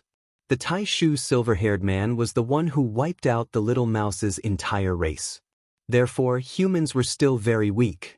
Even if they were united, it was not easy to unite such a huge organization. Humans were a race that was prone to infighting. And mission enforcers were all souls. If their souls were destroyed, they would have no follow-up power and no descendants. They were like a small boat in the sea that could be swallowed up at any time. Ning Shu was worried about the country and the people. Was the Tai Shu really going to die, or was he faking it? It had to be said that the presence of the Grand Elder was like a pillar holding up the sky. Sigh. However, when the little mouse smelled the rotten smell on his body, the Tai Shu denied that he was going to die. Ning Shu touched the holy whip at his waist. It was useless to think about this now. It was better to become stronger quickly. As long as he was strong, all the problems would be solved. Any anxiety and worry was because he was weak and had no money. Ning Shu processed the star rocks and placed some star rocks around the God-striking whip. She wondered if the God-striking whip would absorb the star rocks. The holy whip was sleeping and did not care about the star stones. It seemed that the holy whip did not absorb the star stones at all. Although the star stones were tough, they did not have much power. The holy whip did not absorb them. The picky mouth. Another picky mouth. Ning Shu felt a little bitter. He could not cultivate the holy whip. The holy whip was now a 3 or 4-year-old child, which meant that his power could only be transformed into a 3 or 4-year-old child. Then he would grow. To grow, he would need energy. To become strong quickly, he would need a lot of energy. The next generation would be vampires. Therefore, he had to go to the void to find treasures. Even if he could not find the energy body, he had to find other substitutes. He had to find some fruits for Fation. Raising a child was tough and tiring. When Fation woke up, Ning Shu was still processing the star stones. Fation rubbed his eyes and looked at Ning Shu with worry. Ning Shu said, "I'm not tired. I'm fine." The more star stones he dealt with, the more worried Ning Shu became. It was as if the hair on his head was falling off strand by strand, but it didn't grow back. It was as if he was about to become bald. Fation took out a grape and brought it to Ning Shu's mouth. Ning Shu was a little surprised. Fation actually placed the grapes in the mess in space. This guy was pretty smart. He shared a bunch of grapes with the little mouse and even secretly hid them. Good boy, not bad at all. Ning Shu ate the grapes without hesitation. The grapes were juicy, sweet, and contained a trace of energy. After dealing with the star stones for so long, Ning Shu also felt a little tired. After eating the grapes, he felt refreshed. Even his tiredness had been greatly reduced. These grapes were good stuff. They were delicious and had a lot of energy. He told the little mouse to go earlier. As for whether he would get his head blown off, who cared? After Ning Shu finished eating, Fation stuffed another grape into Ning Shu's mouth. Ning Shu ate it and shook his head. He said to Fun, "Keep it for yourself. I won't eat it." Ning Shu taught Fation how to call him by his name. Fation babbled and called Ning Shu. His tone was a little strange. This was a problem with people who had just spoken. Listening to Fation's childish words, Ning Shu's heart was very calm and peaceful. Dealing with the star stones became a lot easier. When the next person came, Ning Shu held Fation's hand and left. Of course, the person who came to take over also gave Fation a small gift. It seemed like there were many people who wanted to form a good relationship with Fation.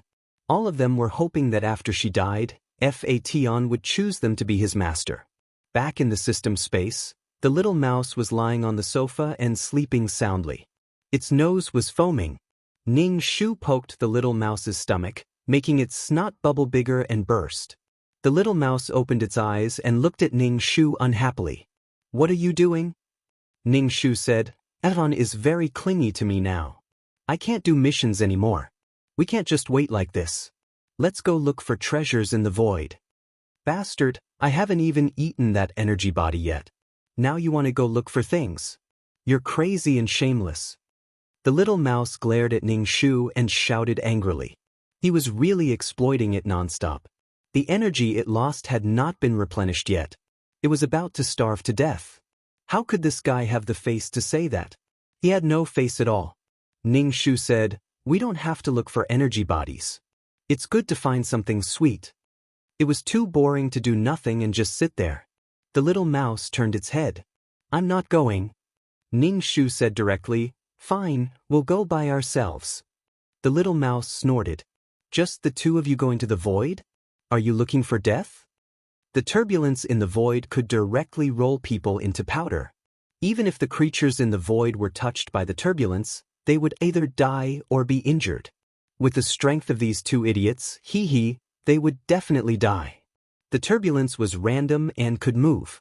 Ning Shu sighed. I see. Fation likes to eat grapes. I'm going to get some for him. The little mouse rolled its eyes. How can you get something like that? Only I can. Ning Shu immediately said, Then I'll have to trouble you. Go and find some grapes for Fation to eat. The little mouse's eyes widened. Damn, you're too shameless. Fine, we won't look for grapes. We'll go for a stroll in the void. It's fine if we find something, but it's fine if we don't. Comparing the two, the little mouse felt that it was more inclined to go for a stroll in the void. No, damn, why did it have to choose between the two? It could totally choose not to go. Ning Shu said, Choose one. As she spoke, she took out a book and began to teach Fation how to read. She did not rush the little mouse. The little mouse snorted. It crossed its arms and shook its legs. It was not going. Even if it wanted to go, it would have to wait until it ate the energy body. The emperor did not lack hungry soldiers. Ning Shu pointed at the words in the book and taught Fation. The little mouse beside them heard the sound of the book being read. It buried itself under the pillow, but it could not completely block out the sound. Can you be quieter? Do you have any civility? The little mouse said irritably as it crawled out from under the pillow. Ning Shu held the book. If you think it's noisy, you can go find Li Wen. I have to teach the child now. I won't. You want to send me away so that you can take the energy body for yourself. The little mouse was not fooled. Ning Shu did not think that way. When the little mouse said that, she deliberately said, Hey, you reminded me. The little mouse gritted its teeth. Vicious woman, I hit the nail on the head. Ning Shu put down the book and took the fairy tale book to tell Fation a story. The little mouse could not help but say, Then let's go for a stroll in the void.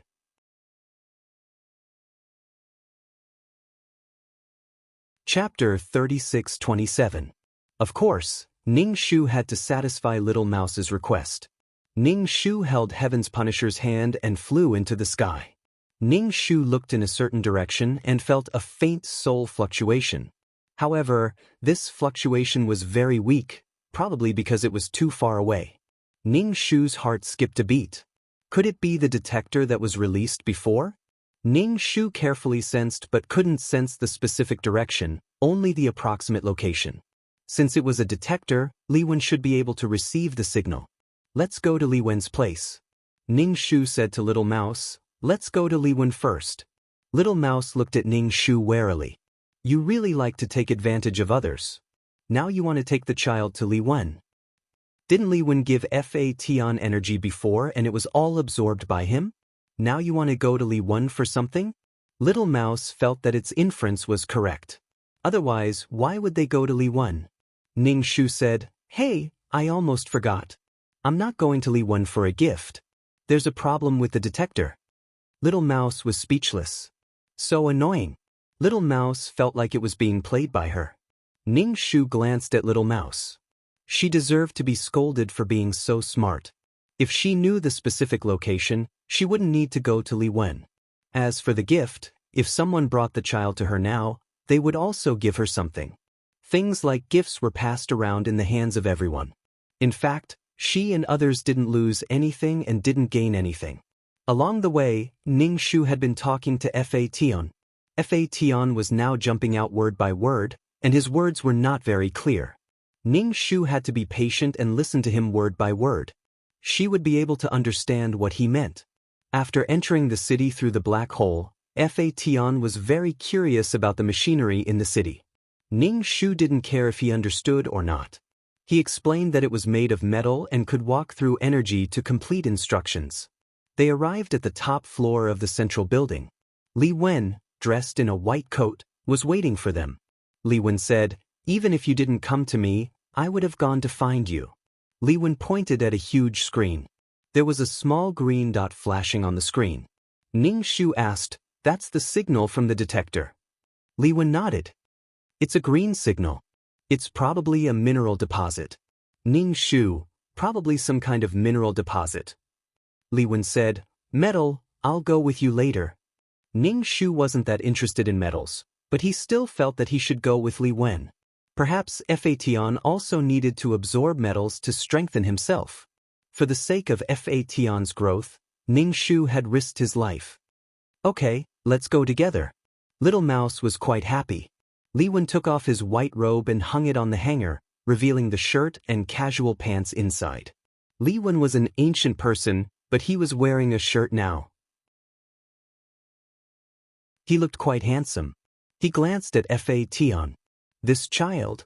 Little Rat immediately told Li Wen about the origin of the child, and told Li Wen to be careful. He said that Ning Shu took the child everywhere to cheat for food and drink, which was extremely shameless. Li Wen just listened and smiled. He took out a Rubik's Cube and handed it to Fation. I made this little thing. Play with it. Ning Shu looked at the Rubik's Cube. It looked familiar.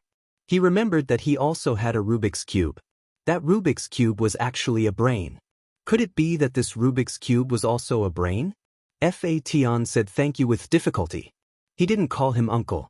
Li Wen touched his head and then led Ning Shu and the others to the first floor. He pressed a switch from the wall.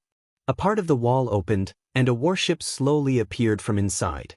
The surface of the warship was covered with a silver coating. Everyone walked up the steps to the warship. It was filled with high-tech things. Other than Ning Shu and the others, Li Wen also got a lot of machinery to follow them onto the flying ship. There were also some mining tools. Ning Shu saw that everything was in order. When the machinery entered the flying ship, it was arranged neatly.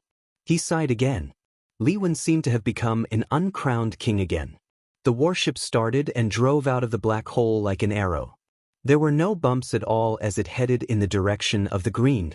Sitting comfortably in the warship, they could reach their destination. High-tech was good. It wasn't like when she was holding Little Mouse's hand and stopping. Moreover, there would be a reminder when they encountered turbulence. If the warship was too fast, it would heat up and the brain would take the initiative to reduce its speed. People in the warship didn't need to control it. The brain would do everything. Laziness promoted the development of technology. During the flight, they would occasionally encounter turbulence and bump. Other than that, there were no other accidents. Ning Shu looked at the screen and saw that they were getting closer and closer to the flashing green dot. He didn't know if this place had an owner. If it did, they wouldn't be able to mine it. Ning Shu didn't want to fight with the creatures in the void yet. The green dot got closer and closer and suddenly dimmed. Ning Shu frowned. What was going on? Could it be that someone had broken it? Ning Shu tried to sense her soul power, but she couldn't sense it anymore. She looked at Li Wen. Li Wen said calmly, anyway, we're already close. We should be able to find it after scanning. Since it's a mineral deposit, it's not a small place. The huge screen immediately had a fan-shaped scanning shape, spinning in circles. He didn't know if he could scan the mineral deposits under the ground. He didn't know what was so powerful about the metal in the void. Li Wen needed metal for his research. Special metal found underground, the brain said coldly. Then, the flying ship slowly sank into the mountain range. The Black Mountain Range was barren. There was no soil, only crystal-like mountain rocks. They were very hard and filled with a strong baleful aura. This baleful aura was naturally formed, and people would feel very uncomfortable when they got close. Ning Shu felt as if his soul was being pricked by needles. Although it wasn't fatal, it was very uncomfortable. What metal is this? Ning Shu kicked the hard crystal with his foot. The entire canyon was made of such black crystals. Li Wen touched the stones and said, Fiend condensing stone. It's this kind of thing that can condense the baleful aura of heaven and earth. It's the best material for making weapons. The entire area is made of fiend condensing stone? Li Wen shook his head.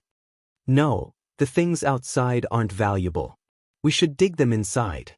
Ning Shu walked around the canyon and found a broken detector. No wonder she couldn't sense her soul power. In this canyon with dense baleful aura, her weak soul power directly washed away her soul power. Li Wen ordered the machines in the flying ship to take the tools to mine the stones.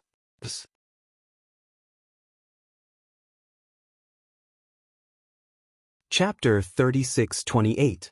Fation's face turned red in the thick baleful aura. Ning Shu immediately said, "Alan, follow me into the flying ship. Take the phone." Fion was a weapon, but he was still young. Things like baleful aura could affect a person's mind. If a weapon had baleful aura, its power would be greatly increased. However, Ning Shu was afraid that Fation would become a weapon without any intelligence. Especially now that he had transformed. If a weapon could not control its own mind, then it would also implicate the person using the weapon. Some evil weapons had powerful bewitchment and baleful aura, which could enchant a person's mind. Ning Shu carried Fation and walked up the stairs to the flying ship. Fation lay on Ning Shu's shoulder and opened his mouth to absorb a lot of baleful aura. At this moment, his whole body turned red and directly turned into the shape of the god-beating whip. The entire god-beating whip seemed to be burning red and did not move at all. Ning Shu touched it and found that his soul was actually smoking. How should he deal with this? Ning Shu wanted to splash water to cool Fation down, but he was worried that suddenly splashing water would not be good for Fation. Cold, hot, and agitated, it might harm Fation. Ning Shu guarded Fation and did not care about the situation outside. Ning Shu did not care much about the metal. Ning Shu sighed as she looked at Futian, whose body was completely red. The place where he was lying had been scorched black by his body temperature. Fation in his whip form could not speak. He did not move and did not seem to feel pain. Outside, there were clanking sounds as they dug out the crystals in the valley. These things were excellent materials for making weapons. How could Li Wen let them go? Ning Shu was wholeheartedly focused on Fation. When he saw Li Wen and the little mouse rush into the cabin, he asked the artificial intelligence to leave quickly. Ning Shu asked, "What's wrong?" "It's alive, the little mouse said. "What's alive?" Just as Ning Shu asked, the entire flying ship shook. Then, a huge eye appeared outside the window. This eye was very big. Ning Shu was speechless. Fuck, could it be that this canyon was a living thing? Ning Shu released his mental power and saw that the entire flying ship was being pinched between the fingers of a huge creature. It was like a locust being pinched. As for the creature that was holding the flying ship, it treated the flying ship very well. It turned the flying ship over and over again, and it didn't break the flying ship. That was why he was knocking on this creature's body, causing the sleeping creature to worry. Ning Shu, goodbye, live on with a smile. The creature's body was covered in layers upon layers of thick black crystals, making one feel trypophobia just by looking at it. Even though it was in the canyon, no one could tell that it was a creature sleeping here. Furthermore, it was filled with baleful aura. He was definitely ferocious.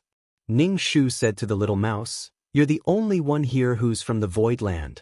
Go and negotiate with him." The little mouse's fur stood on end. "Why should I talk to that big fool?" Ning Shu said, "You can't beat him." The little mouse jumped up. "Once. I really can't beat him." Li Wen was prepared to abandon the flying ship and let Ning Shu and the little mouse prepare to escape.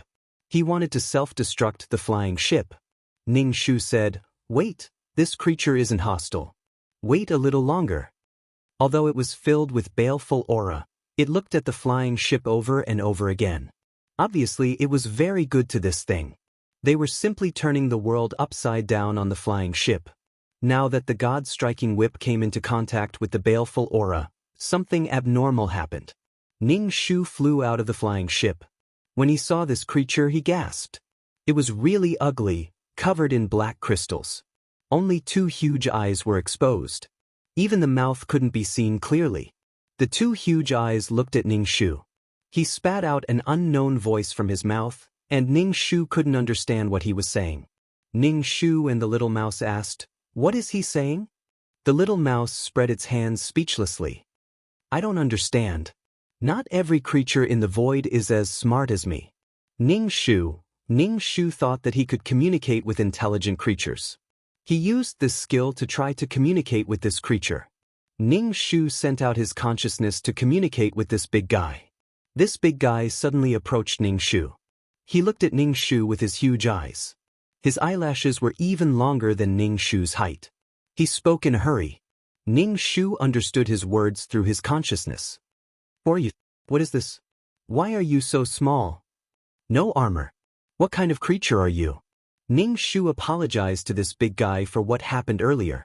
He said that he didn't know that they were alive and disturbed their sleep. Lying down and sleeping so casually. Did the creatures in the void use the sky as their blanket and the earth as their bed? The big guy didn't care. He was quite gentle. When he heard that Ning Shu needed the crystals on his body, he even gave some to Ning Shu. He clenched his hand, and a large number of crystals fell out. Ning Shu, thank you. Ning Shu pretended to be very happy and kept the crystals. These things were probably the cuticle of this big guy. It was the dust on his body. Did he remove the dirt on his body? Ning Shu was really shocked by this idea. Ning Shu gave these crystals to Li Wen. He should leave the cuticle for Li Wen to use. Li Wen accepted the things. Ning Shu pointed at the big guy's flying ship and asked him to return it to them. The big guy handed the flying ship to Ning Shu. Ning Shu, I can't catch it. The tall man's voice was muffled as he spoke intermittently. Ning Shu understood with his consciousness that the big guy was asking which cub they were from. It was very dangerous for a cub to walk in the void. Ning Shu, they're cubs. Ning Shu said that he ran away from home and came out for a walk. Then he found a valley. Ning Shu roughly understood that this big guy thought that they were cubs and didn't kill them. He probably had a gentle temperament. Thus, Ning Shu admitted that he was still a baby. Seeing that there seemed to be no danger, the little mouse jumped out and talked to the big guy. The big guy bent down and stared at the little mouse. He talked to the little mouse. Ning Shu, who was the one who said that he didn't understand. After a while, the little mouse said to Ning Shu, they are from the mountain stone lineage and have a gentle temperament. They are not very dangerous. Yes, they are about the same as some dolphins in the void. Although they are tall and sturdy, they don't attack people. The little mouse patted its chest and heaved a sigh of relief. If they are not dangerous, then what's with the murderous aura all over their bodies? Ning Shu asked. Murderous aura, that should be their body odor, the little mouse said. Ning Shu, so, Fation was damaged by the big guy's body odor? Why was it so nonsensical?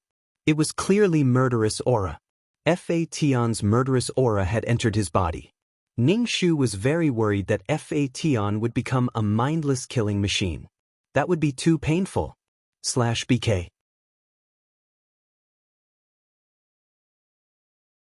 Chapter 36-29.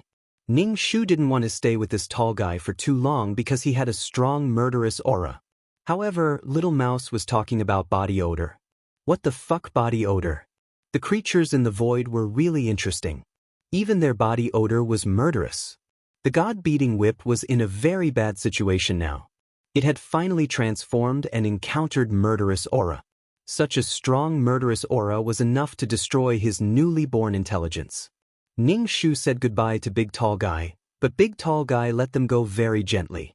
Before leaving, he saw that Ning Shu and Li Wen seemed to like the crystals on them, so he took a large piece of dead skin and gave it to Ning Shu. Ning Shu still had to forcefully accept a large piece of dead skin with a smile, and then gave the dead skin to Li Wen. Since Li Wen liked it, he would give it to Li Wen. The tall guy took a large piece of dead skin for Li Wen and handed it to Li Wen. Li Wen, okay, take it. The creatures in the void always gave people a feeling of laziness. Once they were lazy, they would seem silly. Especially when the other party seemed to be very strong. If they couldn't beat him, they would accept his kindness. The two of them entered the flying ship, which flew far away in an instant. They had to stay away from this guy. Ning Shu saw that the tall guy slowly lay down again, as if he was going to sleep again. It was such a good time, but he was going to sleep again. Life was too long, and there was nothing to do except sleep. Ning Shu was very worried about the red god-beating whip. He asked Little Mouse, "Is it okay now?" Little Mouse was a creature in the void, so it should have some understanding of this situation. Little Mouse pondered for a while and said uncertainly, "It should be okay." Ning Shu, "Should be?" Little Mouse said, "It's probably like you humans catching a cold. The murderous aura entered your body, and you'll be fine after you get through it. Ning Shu. Even a cold could sometimes be fatal. Something like a cold could be described as a genetic modification. The virus carried a fragment of the gene into the human body. The symptoms in the human body were all caused by the rejection of gene fusion. Ning Shu felt bitter in his heart. Although they didn't encounter any danger, Fa Tian, who was out for the first time, fell into a trap. Ning Shu felt that encountering this kind of situation was inevitable. Once Fa Tian developed an immunity against evil aura, yin qi, and the like, he probably wouldn't fall for it so easily in the future. Little Mouse looked at the red holy whip and suggested, "Why don't we let Tian absorb some of those stones?" Ning Shu, nonsense. This was no different from a person who caught a cold and had a fever all over his body being thrown into a world of ice and snow to freeze. It was a complete fool's idea. Right now, Heaven Punisher was sick. Little Mouse was rebuked by Ning Shu and said unhappily, "Then what do you think we should do?" Ning Shu said, "Wait." At this time, they could only see if Fa Tian could endure it. After absorbing the evil aura, Fa Tian would definitely grow, but they didn't know if it was a weapon full of evil aura without intelligence or if he could control the evil aura himself and grow. The flying ship flew into the black hole and returned to the city in the black hole. Fa Tian's body was too hot, so Ning Shu stayed in the flying ship. Li Wen returned to the top floor with a considerable amount of crystals. Little Mouse glanced at Ning Shu and the holy whip and followed Li Wen upstairs. After a while, Little Mouse came down with a plate of fruit and said, "Don't say that I didn't take care of you." Ning Shu picked up a fruit and took a bite. He didn't taste it and it felt bitter in his mouth. After eating one, he lost the mood. This was how people were when they had weak ribs and soft spots. It was true that when the sun was hit, the mother's heart would hurt. Little Mouse ate the whole plate of fruit and finally sighed and said, "This kind of thing can't fill my stomach." When Little Rat was chatting with Ning Shu, they were all talking about irrelevant things. One moment he was talking about the melting of the iceberg, and the next moment he was talking about how the big guy from the mountain rock branch was not smart enough. Ning Shu listened to Little Mouse's chatter and couldn't help but say, "Can you be quiet?" Little Mouse's whiskers stood up. "You really don't know what's good for you. If Li Wen didn't ask me to comfort you, I wouldn't have come." Ning Shu suspected that Li Wen disliked Little Mouse and sent Little Mouse to her side. While the two were talking, the deity-beating whip turned into Fa Tian's appearance. Tian closed his eyes and his little face was red. His whole body was tense and he clenched his little fists. His mouth let out a whimper. Ning Shu hugged Fa Tian and comforted him. After transforming, Fa Tian's temperature was lower than the deity-beating whip, but it was still hot. If he was a real child, he would probably be a corpse now. Little Mouse didn't talk back to Ning Shu. It stretched out its paw and touched Fa Tian's forehead and said, "Lower the temperature, it'll be fine." Ning Shu nodded. Ning Shu didn't know how long she hugged Fa Tian. His face gradually returned to normal and his body temperature also went down. Ning Shu was even more nervous now and stared at Tian. She didn't know if Fa Tian was still rational. She stared at Fa Tian's eyes. His long eyelashes trembled and he opened his eyes. The color was clear, as if there were thousands of stars in them. They were very beautiful. Ning Shu let out a sigh of relief. Looking at this pair of eyes, it didn't look like the eyes of an irrational person. In other words, Fa Tian's vaccine was successful. Ning Shu smiled and said, "You're awake." Fa Tian sat up from Ning Shu's arms. Ning Shu smiled softly. Ning Shu held him in her arms with her back facing Fa Tian. Ning Shu's face was full of malevolence and she took a deep breath. Little Mouse was frightened by Ning Shu's face. "Damn, this woman is crazy. She's so scary." When she faced Fa Tian again, Ning Shu's expression had returned to normal. She didn't know how much Fa Tian had grown, but his body didn't seem to have changed much.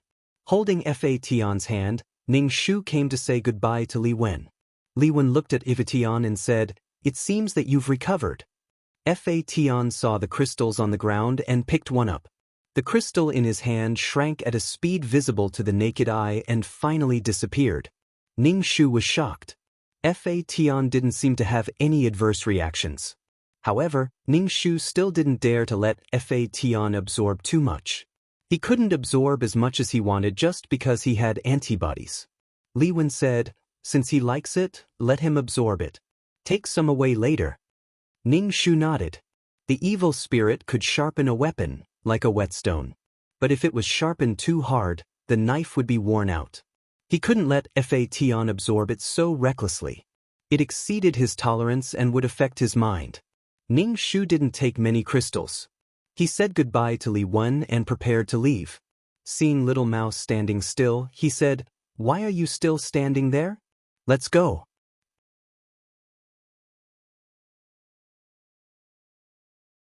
Chapter 3630.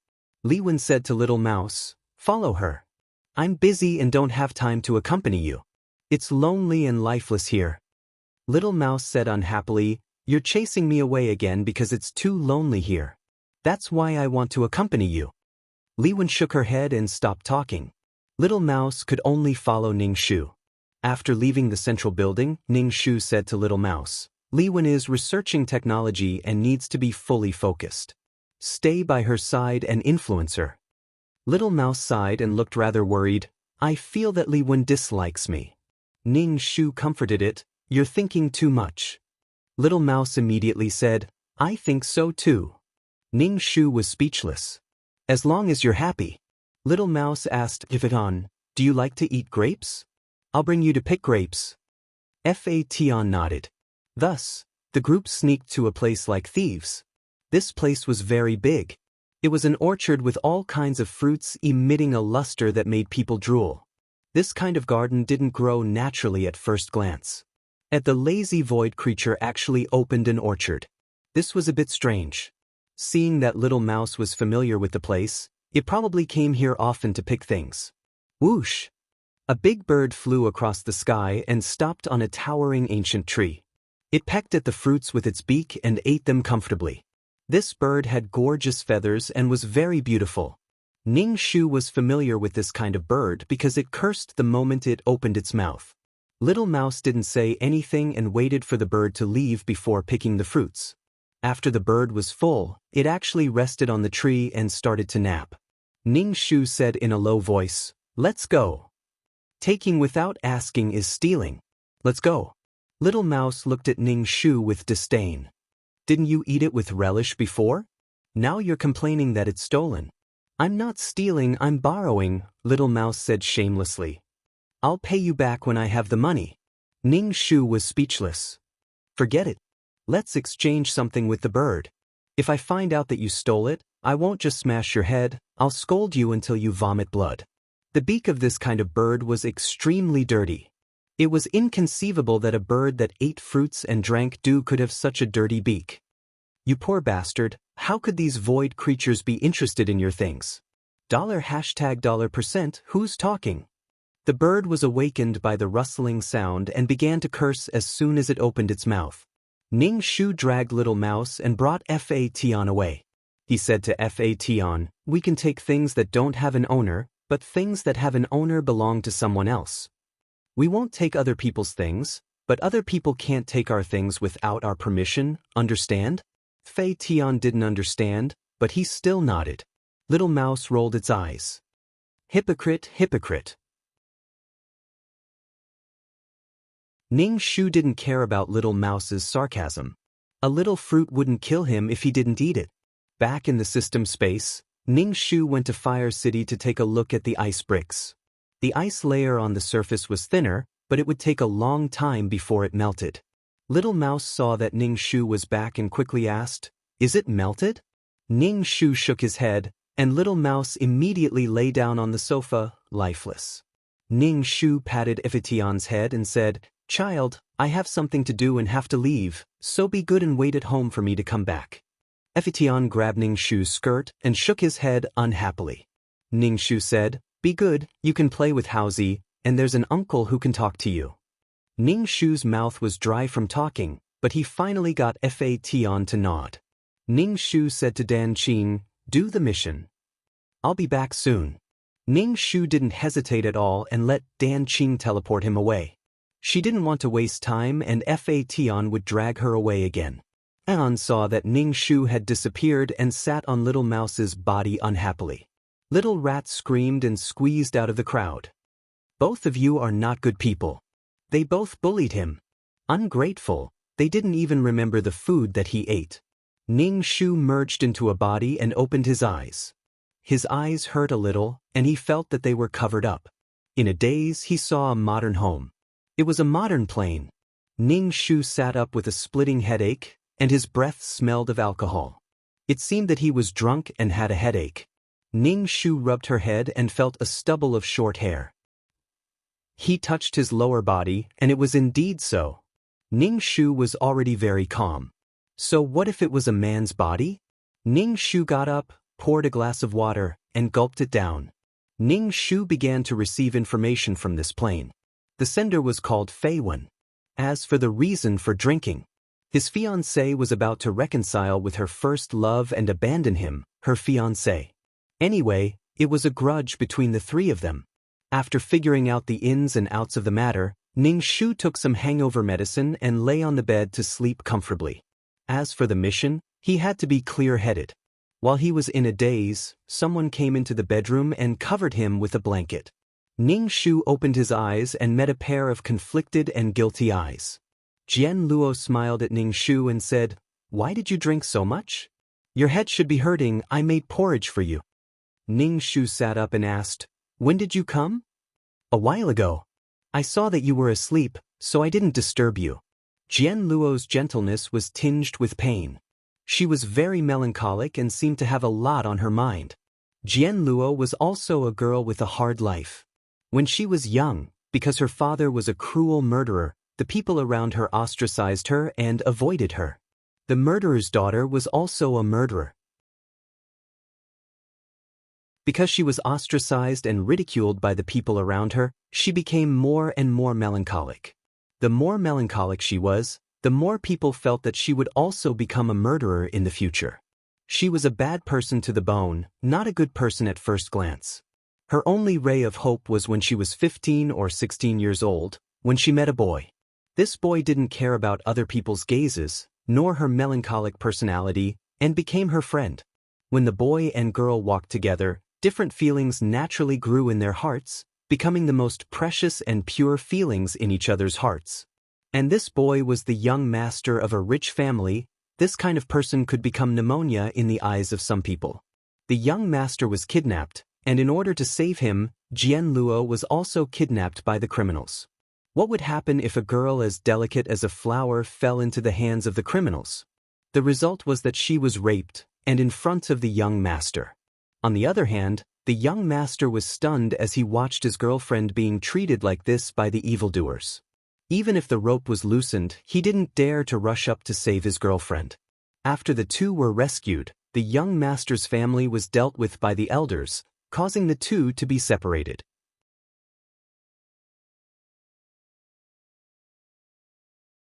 Chapter 36-31. A young boy and girl lost contact with each other due to the intervention of their elders. The client met Jian Luo abroad, and because they were from the same country, they got closer and closer to each other. As for the client, his identity was a bit melodramatic. He was the uncle of the young master, but he was an illegitimate child. Naturally, he did not lack money, and at the same time he started his own business. After meeting Jian Luo, he took charge of her life and used his own resources to train her into a designer. After so many years of feelings, they naturally came together and became engaged. Because of the company's problems, the two decided to return to China. After returning to China, Jian Luo met the boy who was her only hope when she was young. Even with Fei Wen's company for so many years, she survived the painful days of being raped. Perhaps it was because she forgot the pain after the scar healed, or perhaps it was because first love was always unforgettable. Jian Luo still had feelings for her first love. However, she was now Fei Wen's fiancée, so she did not reunite with her first love. That boy back then, even if he did not recognize his first love, he still slowly developed feelings for her. Although she had grown up, the shadow and temperament on her body were indelible. In her, the man saw the shadow of his first love, as well as the torment of his heart. What happened back then was a pain in the man's heart that he could not get rid of. All these years, he had been searching for his first love. Because of this, he was estranged from his family. Jian Luo had all the characteristics of a sadomasochistic female protagonist. Patience, kindness. She did not seem to want to hurt anyone, but she hurt everyone. She was in pain, and others were in pain. Her entire body exuded an energy field that was the most bitter in the world. Coupled with what she had experienced, all the bitter things in the world had happened to her. She was extremely depressed. Ning Shu rolled her eyes. If she was the client, she wouldn't have stayed with such a bitter and vengeful person. They were sensitive and fragile, but it was as if they couldn't die. Nothing could make them die. Life was short. Why did she have to be with such a person who exuded negative energy and was in a bad mood? In just a few decades, what was the point of not being with interesting and happy people? The end result of the client was to stay in the sanatorium all alone. Their first love, who was riddled with scars and had so many sad stories, could actually be together again? Are you happy together? The male lead had been in pain all these years. Firstly, it was because of regret. He hated himself for not being able to save the girl he liked. Secondly, it was because of his family. The girl had clearly come to save him, but she was treated like this by his family. Whether it was in terms of family background or family, the two of them were not suitable for each other. Especially when Jian Luo's father was a vicious murderer. The client was an illegitimate son, so he did not have the right to anger a wealthy family. However, using the resources given by his father, he could be considered to have developed. He could be considered a promising young man, but he himself wasn't all that glorious. But people couldn't choose where they came from. Fei Wen and Jian Luo were a perfect match in terms of status and ideology. The male side did not have any elders to interfere. As for Jian Luo's past, Fei Wen was also very clear about it and tolerated her. Logically speaking, the two of them should be together to warm each other up and heal each other. The past was not important. What was important was the future. However, Jian Luo's heart could not let go of her first love. Ning Shu got up from the bed and took a shower. His head felt better. Jian Luo scooped a bowl of porridge for Ning Shu and stirred it with a spoon. Seeing Ning Shu come out, she said, "Eat something, your body will feel better." Ning Shu sat down and drank the porridge slowly. The porridge was sticky and had a sweet taste. Ning Shu frowned and drank it slowly. Jian Luo saw Ning Shu frown and asked, "Does it not taste good?" "Not bad, just so barely passable." Ning Shu said 3 words in a row that were not praises. Jian Luo was stunned. Fei Wen was a bit strange. Logically speaking, he was a gentle person. Even if the porridge was not good, he would not say that. Jian Luo said, "It's not that good. It's not that good." Ning Shu said, "Indeed." Jian Luo thought that Ning Shu was drunk and was in a bad mood. She asked, "Did something happen at work that made you drink so much?" Ning Shu said, "Of course not, there's something else." Jian Luo nodded and did not say anything else. Seeing that Ning Shu had finished eating, she scooped another bowl for Ning Shu. Jian Luo's expression was melancholy. She looked like she had a lot on her mind. It made people feel sad when they saw her. Ning Shu said, "Am I going to die? Why are you always frowning like this? What the hell?" A person's energy field was a magical thing. After staying with such a person for a long time, one would feel depressed. Jian Luo could not help but laugh. "What are you talking about? Don't talk about dying." Even if she was smiling, it was not a carefree and bright smile. Ning Shu felt that this kind of insincere smile hurt her eyes. He really did not know what the client liked about her. Maybe it was because they were in the same boat. Jian Luo wanted to say something but stopped. Ning Shu looked at her and asked, "Do you have something to tell me?" Jian Luo hesitated and shook her head. Ning Shu chuckled. "Can you be honest about your relationship with your first love? That man was actually his nephew." When he thought of that family and the relationship between his fiancée and his nephew, he felt terrible. The client was drowning his sorrows in alcohol because he knew. Jian Luo, on the other hand, had good intentions. She did not want to hurt the client. She did not acknowledge her first love and did not tell her fiancé. What a kind-hearted person. In order not to hurt others, she endured it silently. Ning Shu, damn it. He hated wasting other people's time and lives the most. You've already fallen in love with someone else and you still don't say it. Do you think I'm a fool? You can't control your feelings for your first love and can't bear to hurt your fiancé. Ha, you're the most miserable person in the world. Jian Luo was probably still a little guilty and felt that she had no conscience. These years, she did not have to worry about food and clothing because of Fei Wen. Because of Fei Wen, she became a designer. She could be considered a successful person. She was no longer the gloomy and helpless little girl who had to bear the malice of people around her because of her murderer father. Fei Wen had done so much for her. For so many years, her first love did not do anything for her except regret. With material assurance, there would be spiritual pursuit. If Jian Luo did not have to worry about food and clothing these years, the first thing she thought about was survival, not love. Being good to her became a matter of course. Now Ning Shu wanted to take back everything. If it was not because of love, but because you're my fiancé, there would be these benefits.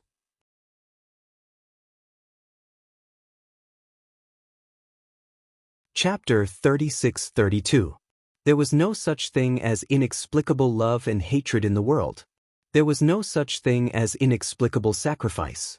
Even if it was material sacrifice, it was also for the enjoyment of the spiritual joy brought by love. Even love was a process of both parties giving and then getting something from each other. Mutual exchange, mutual gain. Ning Shu said coldly, "You really don't have anything to say to me?" A trace of pain flashed across Jian Luo's face. She shook her head. "No." "Oh," Ning Shu replied. "Since we're already engaged, let's get married soon." A look of resistance flashed across Jian Luo's face. Perhaps even she herself did not notice the leakage of her emotions. "We have just returned to the country. Let's get married when we settle down a little." Jian Luo let out a long sigh. Perhaps it was really time to say goodbye to the past. She saw him. He had not been living well these years. She wanted to tell him to let it go. She did not blame him. Ning Shu snorted. Why did she regard this kind of indecisiveness as an advantage? She treated him as a safe haven here. Everyone had a soft heart. They would all get hurt. How could they withstand such repeated kneading and torture? Ning Shu had no feelings for Jian Luo. Seeing Jian Luo's worried face, he only felt annoyed. What a shame. Under Ning Shu's gaze, Jian Luo felt that her internal organs and the things hidden in her heart were exposed under the sun. She felt embarrassed. Especially when she met his bright eyes, Jian Luo wanted to run away. She felt guilty and uneasy. Jian Luo touched her bag and held it tightly, as if she wanted to draw strength from it. She pretended that nothing had happened. She said a few words of concern and then ran away. Ning Shu finished all the porridge in the bowl. He asked her to confess. Materially, Jian Luo still could not leave him for the time being. He changed his clothes and went to the company. The first thing Ning Shu did when he arrived was to remove Jian Luo's design. Generally speaking, the client would use her design first. In fact, there were other designers in the company. Jian Luo learned that the design was removed. She immediately came to Ning Shu and asked, "What's wrong with the design?" "There's nothing wrong with it. It's just that it doesn't fit the theme this time." Jian Luo frowned. It was clearly designed for the theme this time, but Fei Wen had found the worst excuse. Jian Luo. Ning Shu asked, "Are you angry?" "No, I used to use your designs. Now, I have to give other designers in the company a chance. Otherwise, these designers will take my money and do nothing," Ning Shu said directly. "You're not the only designer in the company. Besides, you're an ambitious person. You can't always stay in a small company like mine." Jian Luo looked seriously at Ning Shu's face and finally said, "What's not good about it? I can change it." "Then take it back and change it. Maybe it can be used after some changes." Even if he tried to change it, he wouldn't pass it. Jian Luo took the folder and left. When she reached the door, she looked back at Ning Shu, pursed her lips, went out, and closed the office door. At noon, Ning Shu went to find Jian Luo for lunch. He found that Jian Luo's seat was empty. It seemed that she had already left. Ning Shu went out of the company and was going to find a restaurant for lunch. If there was no accident, Jian Luo should have been invited by her first love. It was probably because the green hat on his head kept flashing that he bumped into two people. In the coffee shop next to the company, the two were sitting by the window. At a glance, it was quite obvious. If there was a downpour at this time, she would look even more miserable. Right next to the company, and sitting by the window. Sigh, could they hide a little? Now, everyone in the company knew that Jian Luo was Fei Wen's fiancé. Were they not afraid of being seen by the company's people? Gossip was a fearful thing. Maybe they were open and had nothing to hide. Ning Shu pushed the door into the coffee shop and walked in front of the two. He bent down and put his hand on Jian Luo's shoulder and said softly, "Are you meeting a friend?" Jiang Yingyao frowned and looked at Ning Shu's hand on Jian Luo's shoulder. He looked unhappy and asked, "Who are you?" Oh, obviously Jian Luo hadn't told Jiang Yingyao that she had a fiancé. Ning Shu said, "I am her fiancé." Jiang Yingyao's face was shocked and sad. Obviously, Jiang Yingyao had feelings for Jian Luo. Jiang Yingyao's face was very pale. He stood up awkwardly and said in a trembling voice, "I'll go first." Jian Luo bit her lips and watched Jiang Yingyao leave in a daze. She forced a smile and said to Ning Shu, "Former classmate." "So ugly." It was a fake smile again. It was so bitter that water could be wrung out of it. She was speechless. She probably had such a bitter look in front of the client and her. She smiled sweetly in front of Jiang Yingyao. Ning Shu pushed Jiang Yingyao's coffee aside and said to Jian Luo, "You know Jiang Yingyao? You know him too? I'm his uncle." His grandfather was the client's father. Jian Luo obviously didn't expect that her first love had such a relationship with her fiancé. This relationship made Jian Luo even more painful. "I won't go to the Jiang family. The Jiang family won't accept me. You don't have to worry." Jian Luo showed a crying smile again. Ning Shu couldn't bear to look at her. Jian Luo began to speak again. She looked like she was constipated. Ning Shu said, "You seem to have something on your mind. What do you want to tell me?" Jian Luo shook her head again and didn't say anything. Ning Shu was furious. He wanted to strangle Jian Luo's neck. Damn it. She wasn't afraid of hurting anyone at all. She just chose to be afraid. She swayed left and right, wanting love and a sense of security. "In that case, I'll stimulate you." Ning Shu said, "I've thought about it. I want to get married in a month. Choosing between the two, no matter who you choose, you have to give up the other. It was enough to make you feel distressed. Especially when this person originally belonged to you. Even if you didn't love him that much, after so many years of relationship, you would have feelings even if you raised a pet. Especially when this man gave her a lot of things. After so many years of care and love, Jian Luo was already used to it. To give up familiar things and form a habit in 28 days, some of Jian Luo's habits must have been deeply ingrained in her bones. Jian Luo looked at Ning Shu in surprise. "Why so fast? There are many things that I can't prepare in time." Ning Shu said, "1 month is enough. It will be ready soon. Get ready to be the bride." Ning Shu smiled. "Have you eaten? Let's eat." Jian Luo was not in the mood to eat at all. But she was dragged to eat by Ning Shu. The food on the table was tasteless. Her bitter face looked like she had been constipated for more than 10 years.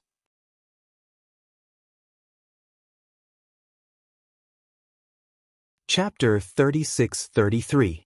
Looking at Jian Luo's constipated face, Ning Shu felt that he couldn't eat anymore. Could she live a good life? Why was she so miserable every day?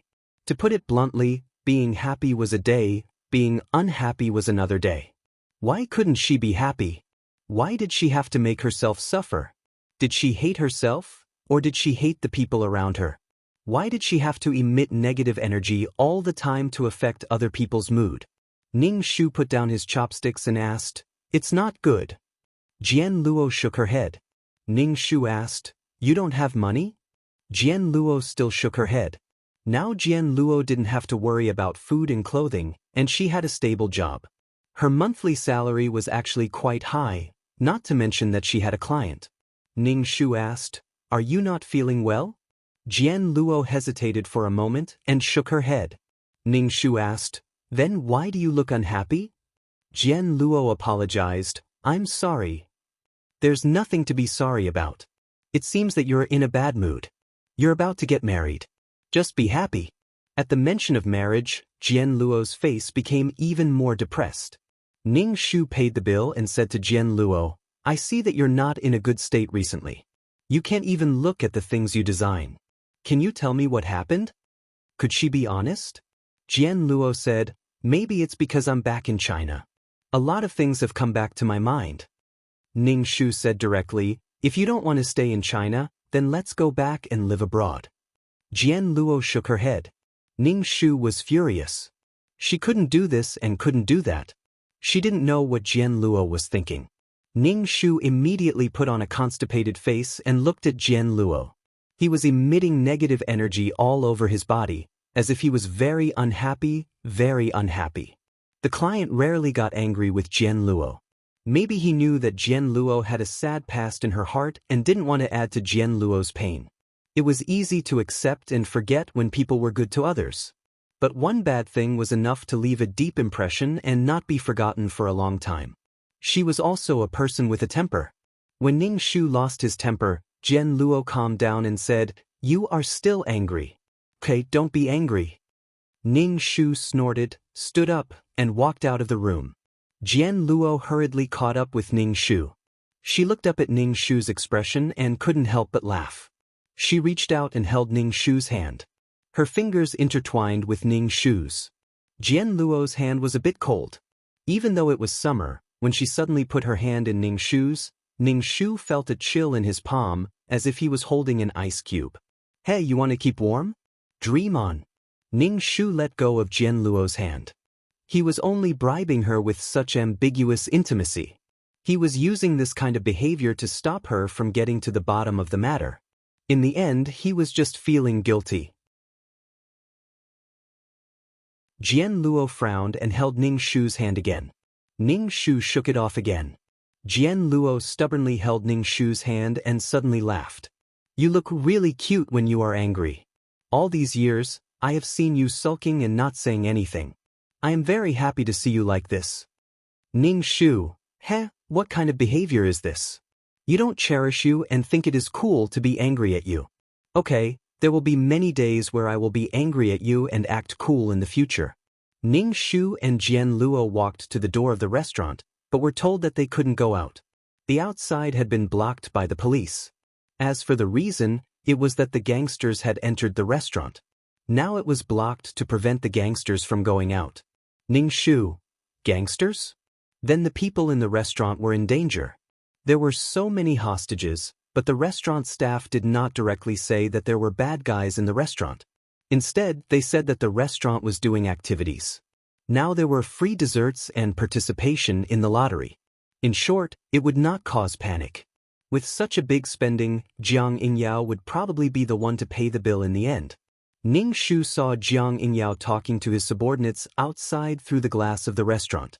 Jiang Yingyao was an elite police officer. His family was so rich, but he became a police officer because of his first love. He was kidnapped when he was young and implicated his first love.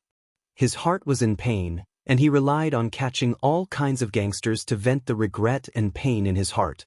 There was also the guilt for his first love. Ning Shu curled his lips. The gangsters just had to run to this restaurant and let these two have a chance to meet. Ning Shu was very unhappy. Jiang Yingyao took his subordinates to look for the gangsters in the restaurant. When he saw Ning Shu and Jian Luo, his face was a little ugly, but he still said to Jian Luo with concern, "Be careful." Jian Luo just nodded. It seemed that she was not familiar with Jiang Yingyao at all. Jiang Yingyao had no time to be disappointed now. It was more important to catch the gangsters, especially when Jian Luo was still here.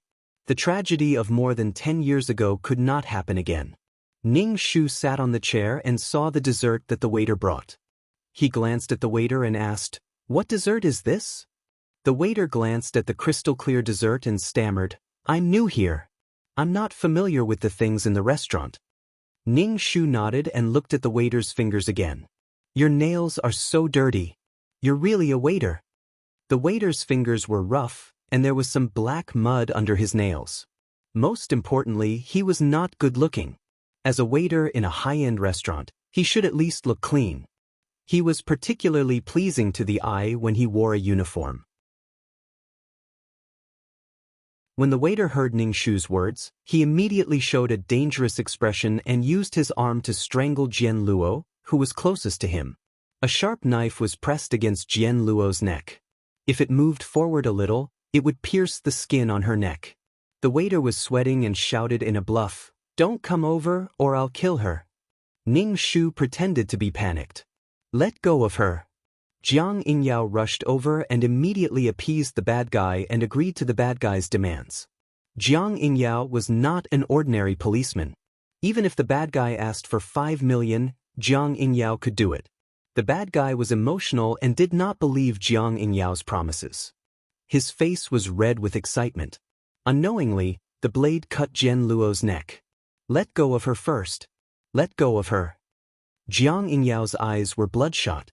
Even his body bent a lot and looked a lot weaker.